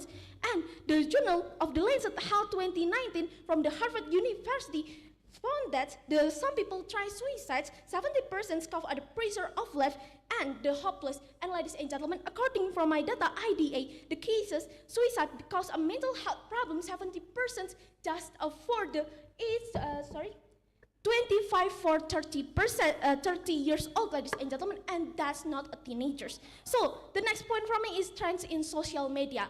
Okay, so also you heard that example of the blue whales and 78 the hours challenge. So ladies and gentlemen, yes please. Thank you, ladies and gentlemen, my dear friends from the opposition team. I see the point in your argument. You say that you disagree with this motion. Then I have some argument that I need to be clarified by all of you. My question is, Ladies and gentlemen, based on the data we found according to from the 2022 Indonesian National Evaluation Mental Health Survey, approximately 61 Indonesian teenagers has experienced suicidal thoughts. How do you explain this high figure if not as an education and rational mental health among teenagers? Okay, thank you. Your questions, right? So, ladies and gentlemen, cases suicide is not just about the mental health. So you say that before about the academic pressure. So ladies and gentlemen, the second speaker from the government team totally provided my arguments. If academic pressures is the really important, why teenagers doing the suicide is not cause of the mental health problems. So ladies and gentlemen, according from IDI, cases suicide cause a mental health problem 70% for the age, 75% for the 37%, and that's not a teenagers, right? So ladies and gentlemen, back to my arguments. Okay, in the Russia have us 130 cases because of trends in the social media, ladies and gentlemen, and in the Indonesians, the cases of the suicide improved the 30% because of the trends on the social media, and that's not about the mental health problems. And ladies and gentlemen, the next point is often harassment of the among teenagers. Okay, ladies and gentlemen, example cases from the Mizan Titi quoted from the Deepening.com, a girl student at the primary school Medan City become a victim for his uncles and his nibblings, ladies and gentlemen. So that's why the teenagers doing the suicide is the real important that often occur harassments of among teenagers, ladies and gentlemen. And the next point for me is, okay, example cases in the Nusa Tenggara, the Kompas.com, the Kupang City Arts Police is the Nusa Tenggara relieved at the AKL that a student from one of the university Kupang City shortly before her grade due to not preaching on the Thursday, ladies and gentlemen. And ladies and gentlemen, I can see that the government team cannot be differentiate the stress and the mental health problem, ladies and gentlemen, because the mental health problems is that, the mental health problem is conditions can change the emotional behavior and the mindset. And if we discuss about the stress is cannot be changed, the mindset, behavior, or the emotional. So let me continue my arguments from the some point is the academic pressures. Okay, ladies and gentlemen, according from IDA, cases suicide among teenagers in Indonesia, first one, academic pressure, 35 for the 40%, family issue, 25 for 30%, and bullying, 50 for the 20%, and social media cyberbullying, 50 for the 10%. So that can provide that if mental health is not have impact for the suicide among teenagers, ladies and gentlemen. And ladies and gentlemen, according from WHO, indicated there's not all suicide cases because of the mental health problem, ladies and gentlemen, have the other factors, example of the family issue, academic pressures, or the cyberbullying at the social media, right? So cultural and social expectation play major role, ladies and gentlemen. High academic expectation that make for students or teenagers doing the suicide, ladies and gentlemen, and the role of social media and the cyberbullying. Ladies and gentlemen, before that I tell you the example cases, teenagers doing suicide because friends in the social media. So ladies and gentlemen, that's my conclusion for this debate is, the increasing number of the suicide cases is not just for the mental health problems, but academic pressures, family issues, and the mental health problem, I think just a 10 for the 15% according from WHO. So ladies and gentlemen, manifestation for students doing suicide is academic expectations. Ladies and gentlemen, have a 70% student as Indonesians doing suicide after get a bad value in academics. And ladies and gentlemen, that's the next point for me is mental health problem is not the reasons why the teenagers doing suicide. Because if we discuss about the mental health problem, you need a consultation with a psychologist. So if we discuss about the stress, everyone can stress, ladies and gentlemen, even if the newborns can stress. So you feel that newborns can doing suicide, it's so pre-bacteria, sorry. So ladies and gentlemen, the best argument for me is suicide cases is not because of the mental health problems. And ladies and gentlemen, that's all for me. Thank you. Okay, thank you so much for the opposition whip speaker. Now the time for you to make the conclusion of all your arguments for both of the teams. We'll start with the government reply speaker. 4 minutes and 20 seconds to conclude your arguments.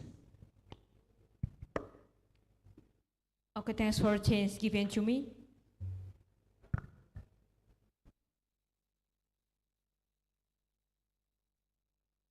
Well, ladies and gentlemen, I am proud of being here. I stand here as the reply speaker from the government team. Ladies and gentlemen, based on the argument that have been delivered from three of us, let me tell you why we do strongly believe that this House believes that the increasing number of suicide cases among teenagers is a manifestation of worsening mental health.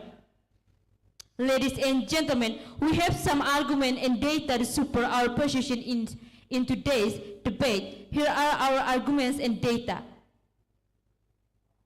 So, ladies and gentlemen, first the data argument to support our position. So, ladies and gentlemen, the first point is of the impact of social media on mental health. Ladies and gentlemen, one of the most significant contributors to the deterioration of teenage mental health is the pervasive influence of social media.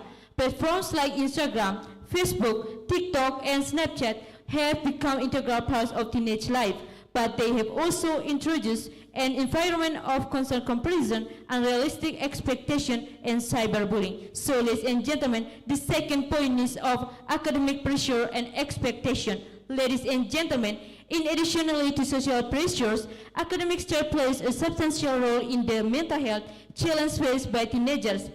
The expectation placed on young people to achieve academic excellence have become overwhelming in many countries. Teenagers are required to balance rigorous coursework, extracurricular activities, and the constant fear of failure in an increasing competitive environment.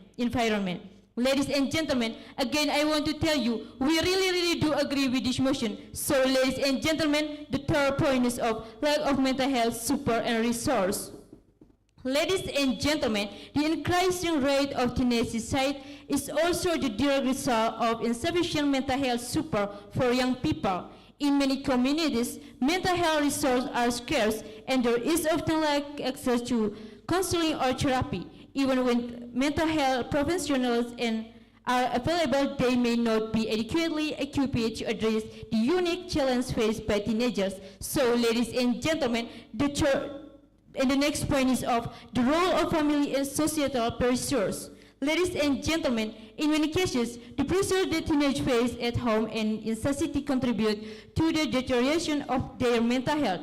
Family expectation can be a major source of stress, especially when teenagers feel they are not meeting the expectation placed upon them. So, ladies and gentlemen, where is pressure to perform academically, succeed in extracurricular activities, or simply comfort or to family values, this expectation can be overwhelming. Ladies and gentlemen, and the next point is of so, ladies and gentlemen, finally, in this debating context, we really do agree with this motion. That's all, and thank you. Okay, thank you for the reply speaker from the government side. Now we go to the opposition side to conclude your arguments.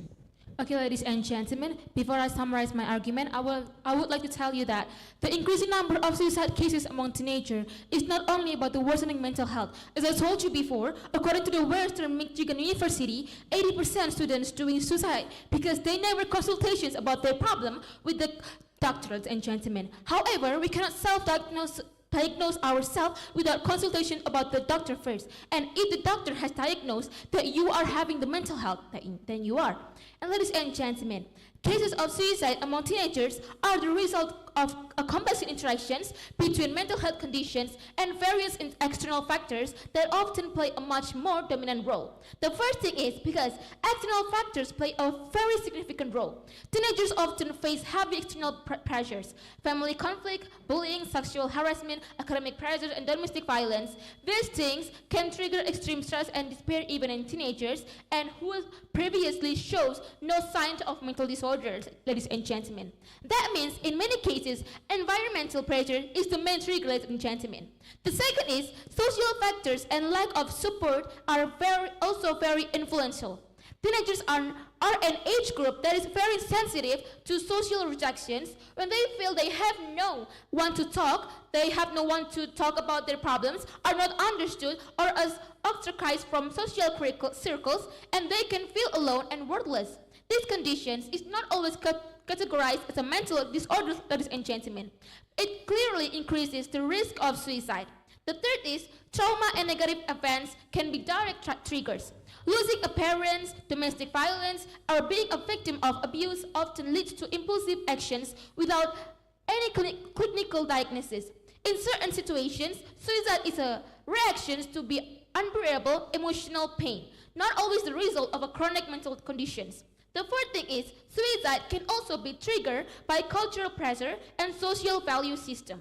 In some societies, the concept of self-esteem, honor, or stigma against failure can make someone feel like they have no way out. For example, a student who fails an exam can experience tremendous pressure due to family or school expectations, and this can lead to extreme decisions without any documented mental disorder, ladies and gentlemen. The fifth is economic factors cannot be overlooked either. Teenagers from poor families or low-income families, victims of evictions or child laborers, often experience despair stemming from an uncertain future. They live in a constant limitations, and this pressure is not a mental disorder, but a suffocating social reality. And the sixth is individual character and cognitive factors also play a role. Some teenagers have rigid thinking, are inflexible and facing problems, or have a strong mental disorder, desire to avoid embarrassment. This is a part of behavior and mindset, not a clinical mental disorder. And these patterns are often overlooked, even though they have significantly contributed to driving suicidal actions. Our conclusion is clear: suicide among adolescents is a multidimensional phenomenon. It can be a manifestation of mental disorder, but not always.